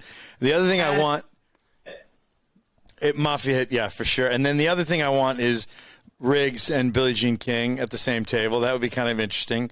The other one I want is, a lot of people would say Gandhi or Christ or MLK, and I want to go, 6 months older than Christ himself, as I want John the Baptist to be at this table. Nice. Look at you. So that's my. Also, I think Richie met John the Baptist? South African. Nelson Mandela. Richie, didn't you meet Mandela or no? Not that I know of, but maybe. Okay, fine. That was another brother of mine. Never mind. Get in the way of a good story. The facts. Make it up. I mean, seriously. It's a podcast. You can make it up. Right. We're not famous. Is that socks in that one drawer you got there, Richie, or no? No, I don't have anything. I'm gonna give you guys. Here's one. For you guys. Yes. You guys like hoops? Sure. For sure. All right, here. Let me see if you can see this picture. All right, so see who is that guy? Oh, can you go a bit higher? Bring it up just a bit. That's Joe Dumars. Yeah, Joe Yes, Dumars. Joe From Dumars. Detroit, Yes. right? He is such a nice guy. I think I only met him there. We were playing EXO in Lansing, Michigan. Todd, Joe Dumars, and me and somebody else. But that brings up a great story, though, also, Richie. And again, don't let the truth get in the way of this good story. Weren't you sitting in Minnesota? You get a phone call, and you're like, "What? Ahmad Rashad? I'm not okay. Fine, whatever. Yeah, I'll come meet you for floor seats at a Timberwolf game." And all of a sudden, you get there, and Ahmad Rashad actually did call you to go to a Timberwolf game, or no? I did know Ahmad a little bit up in Minnesota, but I don't remember. I assume that's a true story because I knew him. But yeah, he was buddies with the tennis pro. He liked tennis a lot, and he was buddies with the tennis pro. There, another guy, really good basketball player, Trent Tucker, who I got to know, who had a really nice charity event, and I think it was his event. I don't think it was Kevin Garnett's, but I used to go, and then they had like a tennis sort of sideshow, but they would get Jordan and all these guys to come in, but I was sort of I was down here at the Westside Tennis Club for a little bit one time when he was in town. But I think that's the next thing I was going to tell you was one of the other coolest things of memorabilia that I've ever seen involving yourself was some sort of, I think it was a Trent Tucker charity event, and the T-shirt had Jordan, Kevin Garnett, maybe Ahmad Rashad, then Richey Reneberg, and then a list of like other people. So I mean, it was kind of like to see your brother on the same thing as Jordan and KG and Ahmad, who I never honestly got to see besides sit there and speak on television. I must have slipped my autograph in there without them seeing it or something. I don't know. Yeah, I really wanted to find it. I want to find this thing. You got next time. How'd you framed? I thought it was downstairs. It's not. I don't know. I'm not going to go downstairs. I have no idea. Anyway. Did you ever play tennis with John Lucas? Did you ever run into John Lucas on the tennis No, court? did. I met him, and he's around. Obviously a great tennis player, but Sure. University of Maryland guy, I think, right? Mm-hmm. I know obviously all about him, but no, I don't think I ever hit with him. If I did, I don't remember. But it's possible. I remember I used to do a lot of stuff in Houston. Xena and Lori McNeil, Xena Garrison. I grew up kind of playing at the same time, and I just remember the great coach John Wilkerson, and so I know, and so John Lucas then was obviously a big name, and we all knew him, and a great tennis player, and like I said, but I could have done something like in Xena's in one of her charity events or something and played with him, but I don't know. Did you? I ran into John Lucas. I obviously got to teach next to John Wilkerson at Westside a bunch, which was a great, obviously what a great dude and just a phenomenal, mentor for tennis, period. I mean, just such a nice guy, and his, demeanor was amazing. And then also I've run into Lucas a bunch. We had some mutual clients during our time and things of that nature. So I've run into both of those guys. Very cool. Really, yeah. We went down a different rabbit hole than I would have thought. Thankful that we did. That was really fun. That was fun.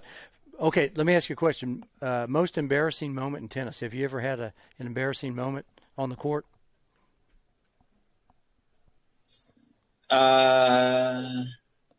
Honestly, nothing really comes to mind. I say the one it's not really. It was sort of in the embarrassment category. I think I alluded to it earlier. I played the worst. I think the worst match of my career in a Davis Cup match in Brazil, and it's not a good place to play a bad match because it doesn't go unnoticed down there. Is this against Guga?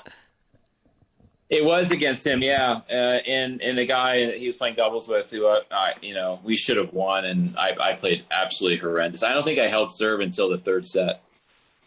So I've actually have a funny backstory to this thing. I am a tennis pro at the Four Seasons Resort in Nevis, out in the middle of the Caribbean. This is back in the day before iPads, FaceTime, any of this other stuff.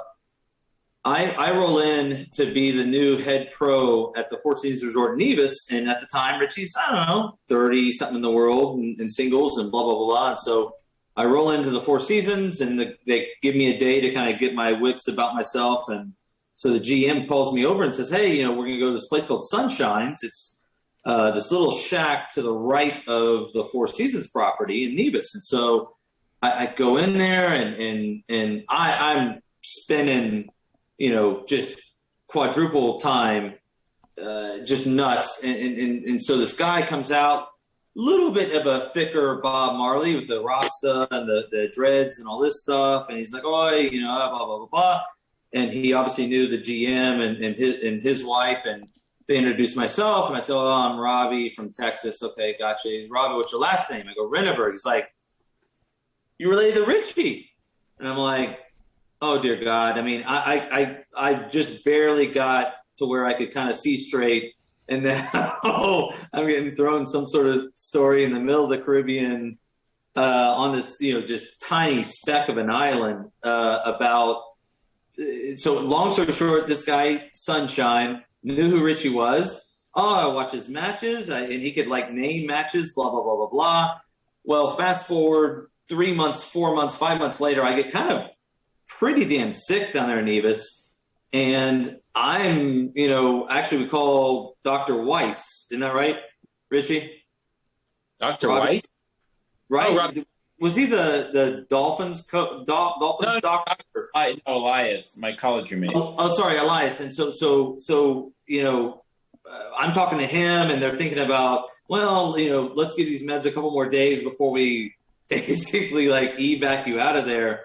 And, luckily I'm sitting at home and I'm watching, and I turn on ESPN, and this guy's mug pulls up, and it's him down in Brazil playing against Guga. And it was the funniest thing ever, being halfway around the world, feeling like you're about to die. And then you turn on ESPN back in the day in middle of, the Caribbean, and you see a familiar face, which was, oh, okay, I guess everything's gonna be all right. And I remember you saying, Rich, that Guga and then also Andre were the two just hardest hit balls that he ever came across. I didn't. Yeah, Guga. I mean, that match I was so bad I don't even remember it, but I tried to forget it. But Andre for sure. But all these guys, there are a lot of guys. You know, Mark Philippoussis hit a big ball. Sampras hit a really big ball. Hey, we missed your face. There we go. There he is. He's coming back. He's back. That's a looking mug. My charger. Yeah, no, but yeah, I don't remember Guga that well, but Andre certainly. Yeah, there's a lot of guys who hit it pretty well, and they were some of them. Favorite tournament? What's your all's favorite tournament? Me? Mm-hmm. Yeah. Oh, well, sorry. Mine would be Indian Wells. I always liked Indian Wells a lot. Robbie, how about you? I think the mecca for tennis is Wimbledon, but my favorite tournament, and then I never went with him, but I loved Miami Open when it was on Key Biscayne. I mean, traffic was terrible. Don't get me wrong, but going back to Miami. He likes Miami. Yeah, he had the recurring theme. Robbie had that hat on earlier, the Miami Open with the croc on the side. For you guys, yeah. I got it. But I mean, Richie, you're supposed to have a hat too. I mean, it sells a crocodile somewhere. Love it. You know. Nah, this is much better. I mean, have you seen this thing? I'll get you one of these things, AJ. Thank you, buddy. I need one. Yeah. Richie, you mentioned Indian Wells because of the proximity to where you were based training, or because of the thin air or the heat, or what? What did you love about Indian Wells? Yeah. Well, first of all, it was it was a place I knew well. Like I said, I trained there. I kind of based myself there a little bit when I was on the tour. It just had a great feel to it. It was. And mind you, I played in the new facility only once, and it was before Larry Ellison came in and did his thing. So, I'm sure now it's infinitely better, but it just had a great feel to it. The weather was awesome. Everybody played it. I like playing in the desert, and it was a great time of year because, back then the swing, you go Phoenix or Scottsdale, they determine Scottsdale, and you go to Indian Wells, and they go to Miami. It was like the best 3-4 weeks of the year. But I was lucky because the other thing about when I played was we had so many American tournaments. So you come back in the summer. That was a great swing. But then of course come back, you play DC, they usually did something at Longwood, something in Boston. There was a tournament in LA if you wanted to play that. But the Canadian Open was always nice, and then Cincy Indy and Indianapolis had literally they would win best term of the year when I was playing, and a lot of the Europeans would come over as a great event, and unfortunately a lot of these tournaments have kind of fallen by the wayside, and so I feel very lucky I played when I did, because the number one, we had a lot of Americans, a lot of great guys, a lot of fun, but it was very competitive and also just a lot of tournaments in the States. You could play a bunch in the States. I love going to Europe, and on the tour, like, you're friends with everybody, kind of friends with Europeans, everyone, because you're just all traveling together. And at least that's how it was when I played. I don't know what it's like now, but anyway, Indian Wells is my favorite. Yep, I like Indian Wells as well. But I like the Australian Open. I like going down there, and it's summertime. Yeah, that's a good one. Yeah, I enjoy that one quite a bit. Who's your all's favorite tennis player? Who do you like? Robbie? What do you Robbie's going to have to say Daniil Medvedev, but and Iga Swiatek. Wow. No, I have like a 1A, 1-2, 1, 1-2, 1-3. Skylar Redenberg's huge, my daughter. Yep, she's so good. And then I'm going to go with Ryder, as my third. You would think Ryder hits about 250 balls a day because we find him out all over the house, but I think the dude's just throwing them. But, just throwing them. Yeah. But he can bounce hit, Craig. Already? We're going to send him up to you for a few months. You're kidding. So you can work your magic. But yeah, no, he's my mom says that he kind of has the same, demeanor and focus that Richie had of just locked in and that when which I would, be looking all around at butterflies and airplanes and helicopters. What about you, Richie? Who do you like? Who's your all-time favorite? Besides Robbie. Can I throw a couple at you? Would you? Yeah. Please. I won't go. I mean, Federer and Nadal are I think if I had to give I think they would be 1, 2. They're just such great human beings. And I mean, they're unbelievable. I think that's not real. That's not real unique and original. So others that might not be that, I always loved Connors. I mean, I had the good fortune of practice. We practiced a lot. It's weird. We never played and we practiced a fair bit. And I just, his intensity and he was just, and I love watching his matches and the way he played. Everyone's, the Krickstein match and all the, that year he made the run at the Open and all that. And, but just so many great matches he played. So he's up there. One funny story about Connors, and not to this wasn't a roundabout way to promote myself, but he, so I was at a U.S. Open a few years ago, and a couple of these guys I know in the finance industry came out and go, "Hey, yeah, we just came from some J.P. Morgan event or something." They go, "Do you know who Jimmy Connors' last professional match was against?" I said, "No." I go, "It was against you."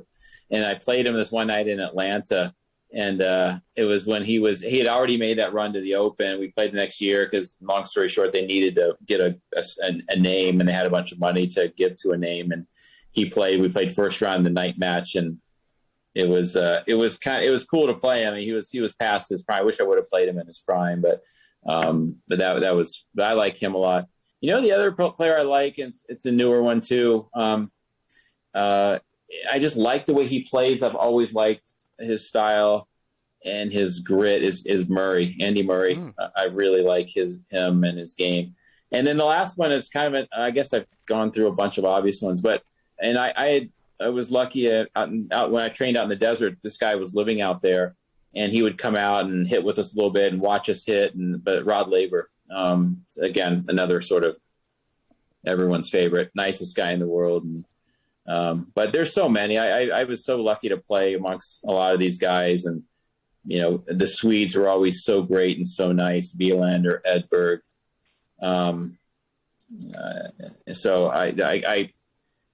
But it's hard. It's hard. If I had to pick Federer or Nadal, I mean, it's so. I guess Federer by that much, but I love those guys. Love it, guys. Did the Swedish players love your last name? Was there a special connection there? Not that I know of. No, I don't think so. You had actually a cool German connection, no? What? I guess somebody wrote you, Richie. What's that? I thought someone wrote you in regards to, hey, in our small German town. I still get some of those things, these autograph cards and stuff. I have no idea how someone doesn't have something better to do or how they even find me or remember me. But I still get these things in the mail every once in a while, and I used to get them a lot. And yeah, Germany is a great tennis country, and they've got a lot of passionate fans, and they're into it. And so, but yeah, no, I never got any special treatment from the Swedes. So, Andy, are you glad that you made Richie's list?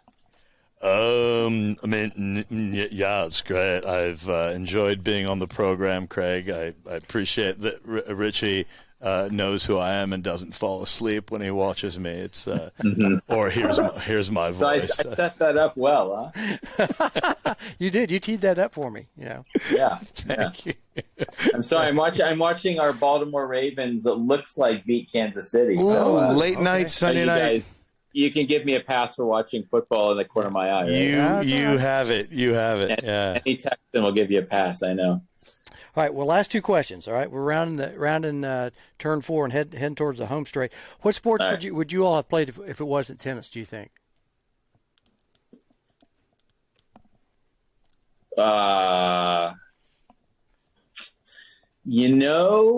I was on this football track when I was a kid, but I don't think I would have ended up being big enough to be a quarterback. So I'm not sure. Although, aren't there what's Drew Brees? What's his height? Yeah. Drew Brees is about 5'10" or so. Yeah. But Okay, well, I could maybe. You tower over Doug Flutie. I know, I do. Flutie is the obvious example. Yeah.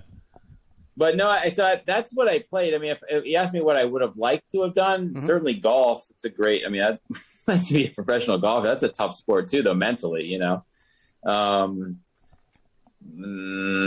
you're not getting hit and tackled and balls thrown at you. But baseball would be another one. You know, I like baseball, but I guess I'll go with. What I want to do would be golf, just because I'm sort of I don't want anyone tackling me. Robbie, how about you, man? Yeah. Growing up, I loved basketball. I really did. So it was my passion until I hit puberty, and then I couldn't even tie my shoes. So much less worry about, dribbling between my legs or anything. But no, I loved basketball as a kid, and still watch it somewhat. I mean, I think that tennis has grown to the forefront of my favorite sports to watch, but basketball's close. So did you go watch the Rockets play? We used to go all the time. Oh, I was a big Rockets fan. I remember one year I was in London, and the house I was renting had satellite TV, and Pat Mack, he was a big New York Knicks fan. So I said, come on over. And so it was literally it must have been 3 a.m. and we watched till whatever it was 6 a.m. And both of us got there kind of giving each other. Is this 93? By the end of it, we're just trying to stay awake, and the Rockets won. So I was happy. Is this 93, 94 while OJ was driving around town? I don't remember, but one of the 2 years the Rockets won. Whenever they beat the Knicks. Yeah. No, I think it was 94. 93? Sounds 94? right. John Stark, Patrick Ewing, that group? Yeah. It was ugly. Oakley, all those guys. Oh, Charles Oakley, right? Yeah. But I mean, Hakeem. To watch someone like that, 1994. You don't realize what you're watching at the time, and then it just makes you appreciate it. Obviously, being a little bit older, that guy was amazing. He was fasting half or whatever, 3/4 of the season, and still going out putting up double, triple numbers. Hakeem was insane. Who's a guy who I think plays tennis well, and I at least I know he likes tennis. Clyde Drexler. That guy's awesome. He's so nice. I think you hit or played against him at that Andy Roddick thing at Westside one time a long time ago. Steve Francis, Maybe. you, Clyde. I don't know. Yeah. Chuck Norris was there. I don't know. Westside had a lot of crazy events during the course of their era. The McInville's owning the Mattress Mac. Yeah, was Mattress Mac any good at tennis? Yeah. Mattress Mac and Linda McInville. They were there. I was a pro there for a little bit, and this is actually why we did this event. I think it was an Andy Roddick event. If I'm not mistaken, Andy played. I have no clue who in the heck he played, but then you and Sherwood Stewart, and there were a couple other people out there with some basketball guys. I can't remember. I can't remember that. I don't remember very well. So was Mac any good? Mattress Mac? Did he play some tennis, or is he, out there just kind of, I don't think so. Slicing the ice? And I don't think he even tried. No. Yeah. Robbie, when you encountered Chuck Norris, that had to have been the nascence of the Chuck Norris jokes. No, I don't even think I even got a hold of that dude. I mean, I didn't see him because I think he's all of 4'2", isn't he? Or no? Yeah. So I think I thought he was a part of the the Little People band that was coming through doing a routine. But so no, I didn't even see the guy. Wish I would have. I mean, it would have been probably a career changer for me. All right, last question. This is a good one to end on, because I know you were on the ATP Player Council, I believe. Weren't you, Richie? All right. So yes. Yeah. So you're the commissioner of the great game, and Robbie as well. So you might have a different answer. If you could make a change or changes, what changes would they be, or would you leave the game the way it is? Final question. And if you have some stories about being on the council, at 94, 95, at that time. No, the only thing I did back then, just real quick while I'm thinking of it, is I think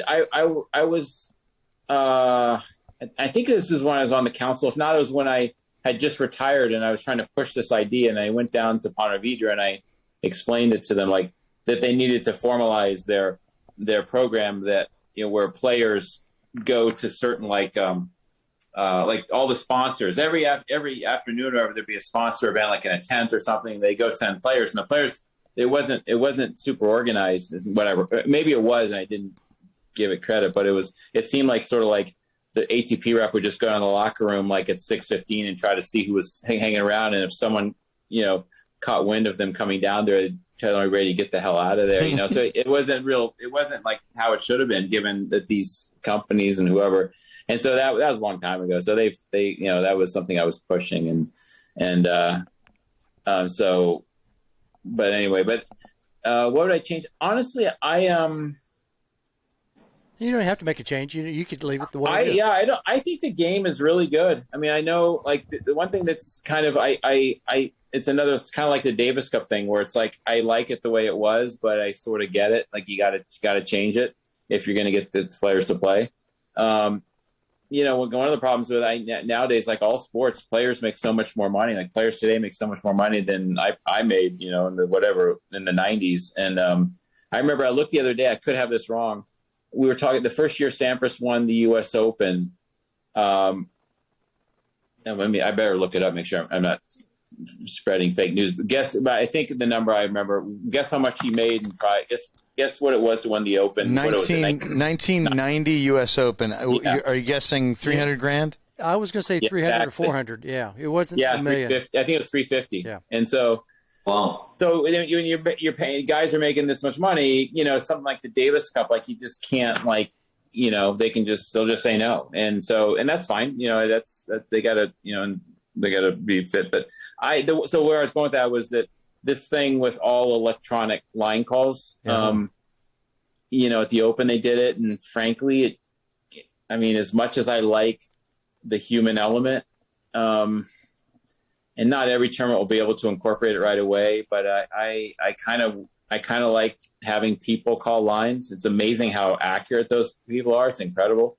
And then if they get it wrong, if they challenge and get the crowd kind of gets into the ball kind of going towards the line, I think that's, I don't know, I thought that was kind of cool. But I really think the game is,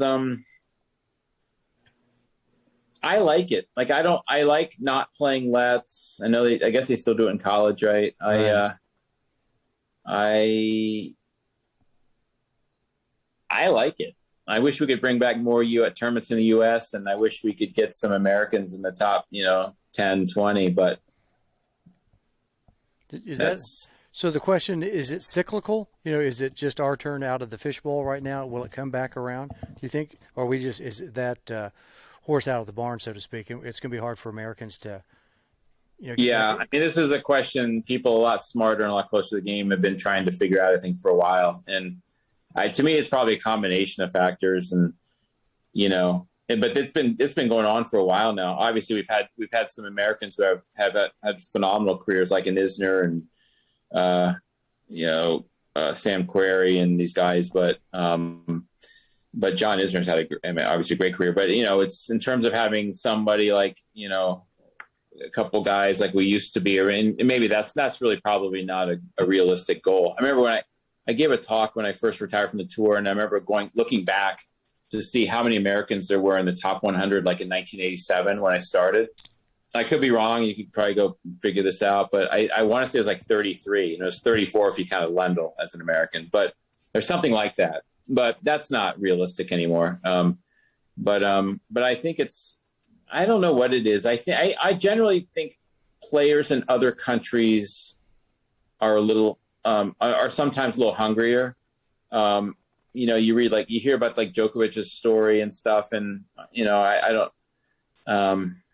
It's like you learn to really fight, and it's not that easy. And I also think this other thing that is tricky is that the U.S., you have so many sports, and parents in general, I think in the U.S. are so busy going a million different directions. And it's hard to, if you want to be a tennis parent. Like there's, it's got to take half the week and go to some tournament and sit there and wait. And I mean, at some point your kid probably gets on some sort of team. And so you don't have to worry about it as much, but I just think there's a lot of distractions in the US, and I don't really know how to explain it. I also, the last thing I think is that at least when I was playing, tennis was more popular in other countries. So, if you go into a classroom in Madrid or Barcelona and you ask kids what they want to play, like tennis would probably come up, without asking too many kids. And I'm not sure how many kids you'd have to ask in the US, but,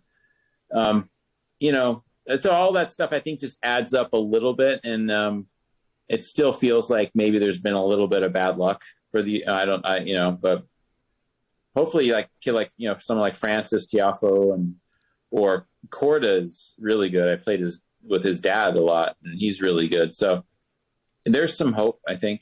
We'll see. Always that. Robbie, what about you? Is there anything you'd like to see maybe change or not change, or you like? I'll give a political answer. I think one is I think during the course of COVID, I would have loved to have seen both WTA and ATP combine. I think if those two came together and made a little bit more of a unified front, I don't know what it would have done per se. As in growth for the sport in the U.S., I think that, if you look at all these college teams and you have 50, 60% filled with foreign players, I think it's very tough. I mean, why would a college kid want to play tennis, or a U.S. kid? Why would he want to look up to, hey, I want to be fifth on the team next to, four other foreigners, so to speak? And not that there's anything wrong with it, but I think that if we could cut down somehow on, I don't know, NCAA can per team only have a couple foreigners. I mean, it might help the sport. Obviously, in the U.S., you have a lot of other sports, like Richie said, I mean, to kind of compete against. But, I mean, I think we need an Andre. I think we need someone like Andre that was, back in the day when I used to get to travel with Richie during the summer, you could tell on a Monday morning if Andre was in that tournament. You could just feel it. Because there was 10,000 more people on that floor inside that venue compared to a tournament that I would go to, and Andre wasn't there. I think having someone of his, and don't get me wrong, I mean those are anomalies, but yet I think having someone like Andre, in which he's just wow, could gain the respect of football players and basketball players alike, and baseball players. Having someone like that, Korda is a great player. I don't know if he has the personality and the pizzazz and the off court situation like an Andre. I think just tennis eventually needs an Andre here in the States to put it back on the map and make it something in which kids want to go. And LeBron would respect an Andre or things of that nature. But I don't know. I mean, I think UCA needs to do some different scenarios on their end as well, and I don't know. We'll hopefully we'll get it together. Yeah, it's hard. I mean, I think that's. I mean, one thing it's a good point. And it's sort of it's like, one of the reasons you go into a classroom in Madrid and ask kids if they want to play or what sport they want to play, and a lot of them would say tennis is because of Nadal. So, and that happened in Sweden for a long time too. Sweden, you had all the success. As far back as I can remember, Borg and then obviously when I was playing, Sweden was basically like Spain is today, or and then it just went away in Sweden. So I can't explain that. It's really weird. Like that, I don't think they have anybody in the top 100. Maybe they have these brothers who are Emer brothers. But it's been like total Deadsville from. And I don't quite get that, particularly because they've got this great academy that I think Magnus Norman and Nicholas Kulte and Michael Tillstrom, I think, run.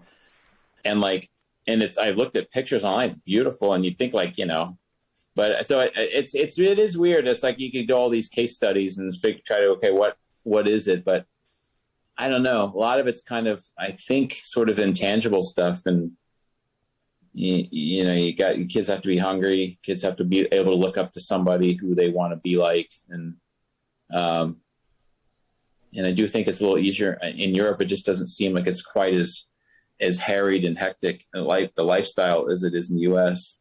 So it makes it hard to be a tennis parent in the U.S., I think. A lot of noise going on around. Yeah, I think so. I could be wrong, but I think that's what it seems like.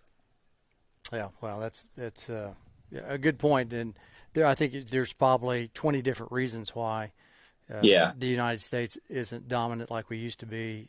We got the best. I think we have a lot of the best coaches. Maybe I'm not going to say we have the best coaches, but the U.S. has great coaches, and they have for a long time since I quit. I mean, Anna Cohen and Gilbert's done stuff, and Craig Bell up at Bentry. Say again. And Craig Bell up at Bentry. Yeah. All right, that's right. Yeah. And we're doing awfully well on the women's side, American tennis. Yeah, it's interesting. And one thing too, the other is money. It's like if you, I don't know how the rank how it would rank, but tennis, I would have to believe is one of the highest paid professional sports for women. I don't know if that's true, but number one, is it? Yeah. So that that obviously helped, and we've had a lot of great women. Obviously, I mean, Serena and Venus are. But then there's been lots of others too, and so on the women's side, I think we've definitely held our own. Well, I think also, I mean, like in U.S. tennis, from that perspective, there have been a lot more likable women lately compared to men. I think besides your era, Richie, where everyone was really, really likable, and I mean, don't get me wrong, but maybe I'm speaking out of turn, but I don't know how many people love the Roddick Fish era, and then even into nowadays. I mean, I think that Isner's a great guy, but I don't think he's this charismatic personality that you're drawn to. So I mean, I think that U.S. tennis has kind of missed that superstar, even if he's not an Agassi. I think we've missed him for a long time. I think Roddick was a great player, but yet I think half of the people loved him and half of the people hated him. Roddick was like, I mean, first of all, a lot of people take Roddick today and for the last 10, 15 years. But he also was more like a Connors type, he was more just grit and just, that was him. And, one guy back then who was, I thought, very charismatic and a great guy, James Blake. But yeah, no, it's hard to manufacture an Andre, it's tough. And, you just got to kind of get lucky with that. Someone who, Francis Tiafoe, I think has that potential. But you got to combine that with winning, and Francis has had some great results, and he's so fun to watch, at least for me, because I watched him come up, and I think he's got a great game, and it'd be nice to see him just kind of break through. But he has potential to be that. He does. He's so fun. I mean, Robbie's point about we need another Andre. I'm thinking, well, if you get the smile of Francis and the haircut of J.J. Wolf, we're getting there. Little by little. Yeah. I was thinking, we need a little Mac, a little Connors. I mean, as much as I respected their tennis, I always thought their antics on court were a little, kind of interesting. But they definitely brought life to the game. I mean, that's what makes it fun. Yeah, that's what. One thing that was cool. I know everyone said is sort of repeating the obvious, but this year without Nadal, without Federer, it was a great Open. Except the men's final is a little disappointing, but not. Hey. No, I mean not the result. It's just the tennis wasn't great, and it was kind of weird. And but other than that, it was just a fantastic tournament, I thought. So it's nice to see that they can do it without those guys, because they're going to be doing it without them. I ever wanted to not miss a women's final. I mean, seeing those two bright young faces who just crushed the ball. I mean, for me, it's not even so much about anything else, but it's just seeing that aggressive mentality. It was so much fun to watch. And then, the men's final, I definitely wish Djokovic would have shown up. I'm glad, as a corporate guy, that I'm glad the right person won. But yeah, I mean, I just like seeing that aggressive style. Look at that. Look at that. That's a beautiful butt cap you have there, AJ. I get that all the time. Yeah. Of course you do. So Novak, were you happy that they're dissing you? The Redenbergs are kind of dissing you. Never. I mean, I'm used to this. Coming. Both on the court and off the court, I give my heart to the people, and I'm used to this kind of treatment from everybody all around the world. No, it's like it's okay. Yeah. He's certainly not the people's champion. I mean, I don't know. I mean, Novak, you got to respect his game, but he's certainly not the people's champion for some reason. I mean, he goes home for an hour after every match, I think, and cries in a dark room or something. yeah. He's the wolf. The wolf. The wolf. The wolf energy. But yeah, Wow. It's tough to compete on the likability scale with Nadal and Federer. No. Very true. Yeah. I almost kind of wish that Nadal would. I'm sorry, Djokovic would almost take on the bad boy, evil mentality. I think it almost might actually even gain some more fans, as opposed to the "hey, I want everyone to love me" kind of thing. Forget it. Yeah. Yeah. Just go Be the the bad opposite. boy. Be the Medvedev almost. I mean, Med, doesn't give two craps if he almost wants you to cheer against him. Now that was kind of strange there for a while towards the end of that match, where I was like, "Buddy, hit the serve. Quit waiting for the crowd to calm down. No, hit it. Go. You're screwing it up by letting them feed into it." So It's unusual that Djokovic had the crowd on his side. I didn't see the whole match, but it was interesting. he did. Think that finally they were showing some love for Novak. I mean, Novak is a great player. I mean, there's no question, but he certainly doesn't have typically the crowd on his side. And in that match, he definitely they were wanting to see greatness, and it was unfortunate. I mean, the Grand Slam might not ever happen, ever Yeah, again. it's hard. It'd be Really tough. hard. Yeah, it'd be tough to do. I think in a calendar year, just. Because Novak's he held all four at one time, but they weren't in calendar year. They weren't in a calendar year. Is that right? Probably. Right. I think I was doing some research. Yeah, I think he won years back Wimbledon, then the Open, then Australian Open. He won basically not the French, and then lost the French. Yeah, that's right. Yeah, It's still an amazing. I thought when his elbow, when he got, he was out with his elbow. I thought, oh man, here comes.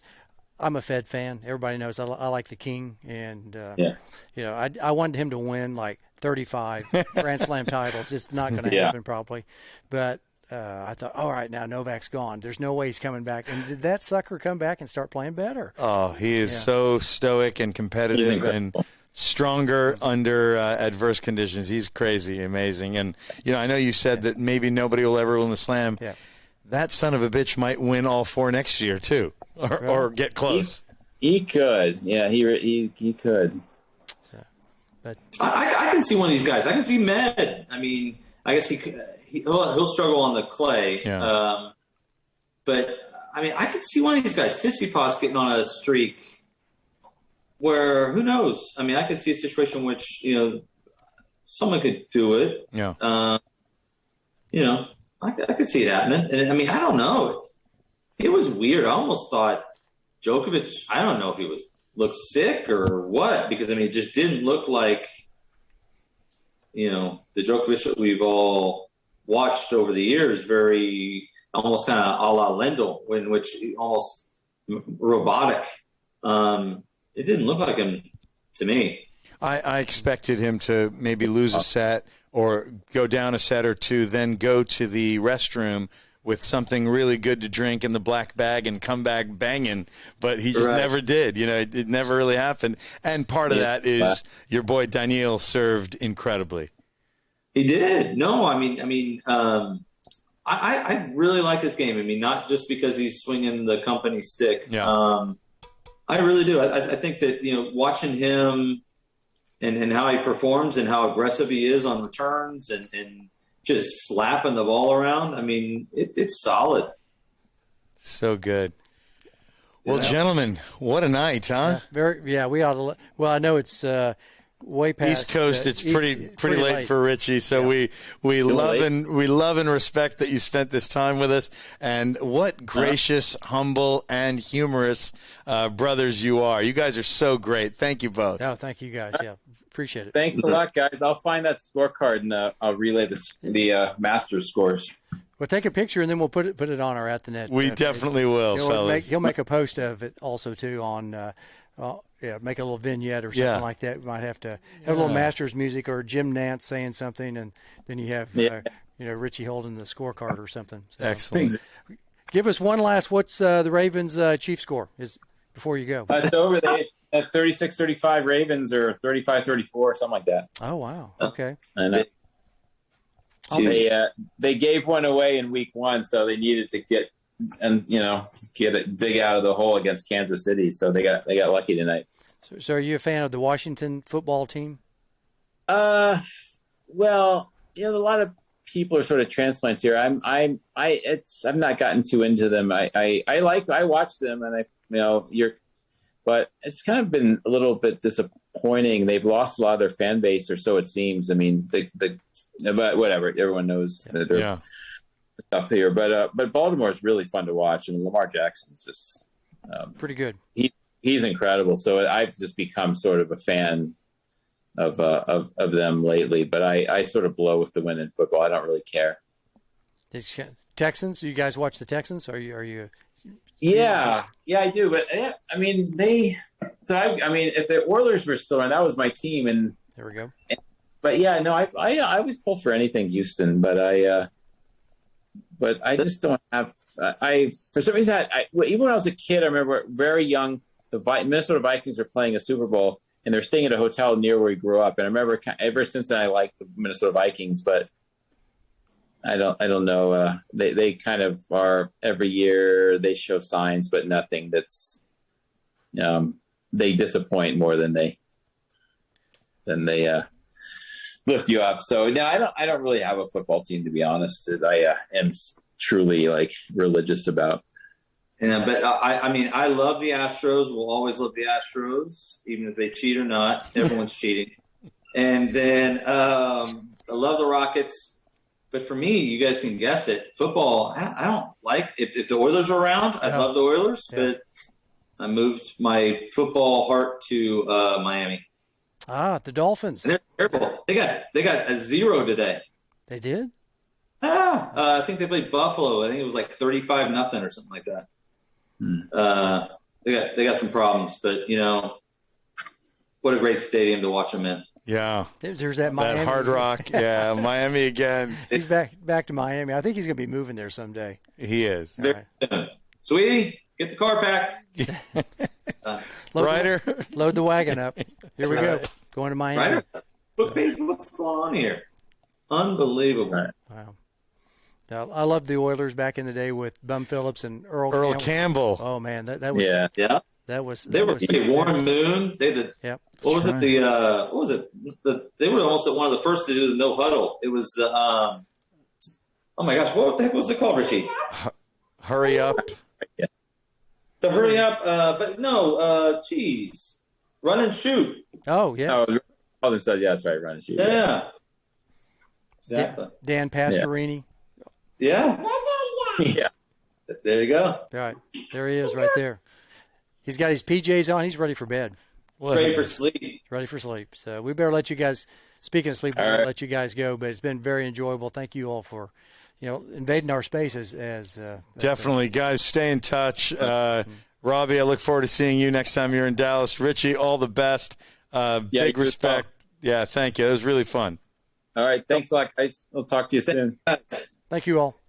All right. See you soon. All right. Bye. Not a bad show tonight. Sweet guys. That was unbelievable. I just feel so much love for the game and richness. That was really cool. Yeah, I mean, I had some questions. I could have asked a lot more. Oh, we could have gone 4 or 5 hours. Oh my gosh! Well, which you already did with Robbie, right? When he was here. We did. We had a great time. That's so cool. Thanks for watching this episode. We appreciate everybody staying with us. So let's cue up the old James Campbell on our exit music here. So we will officially kick off the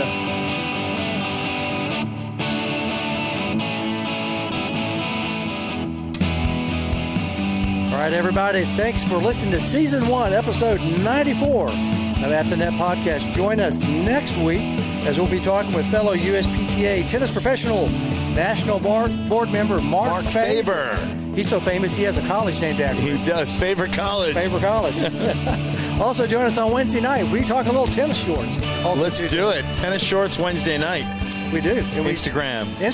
It's always a lot of fun. We don't know where we're going. We just start talking sometimes, just like we did tonight.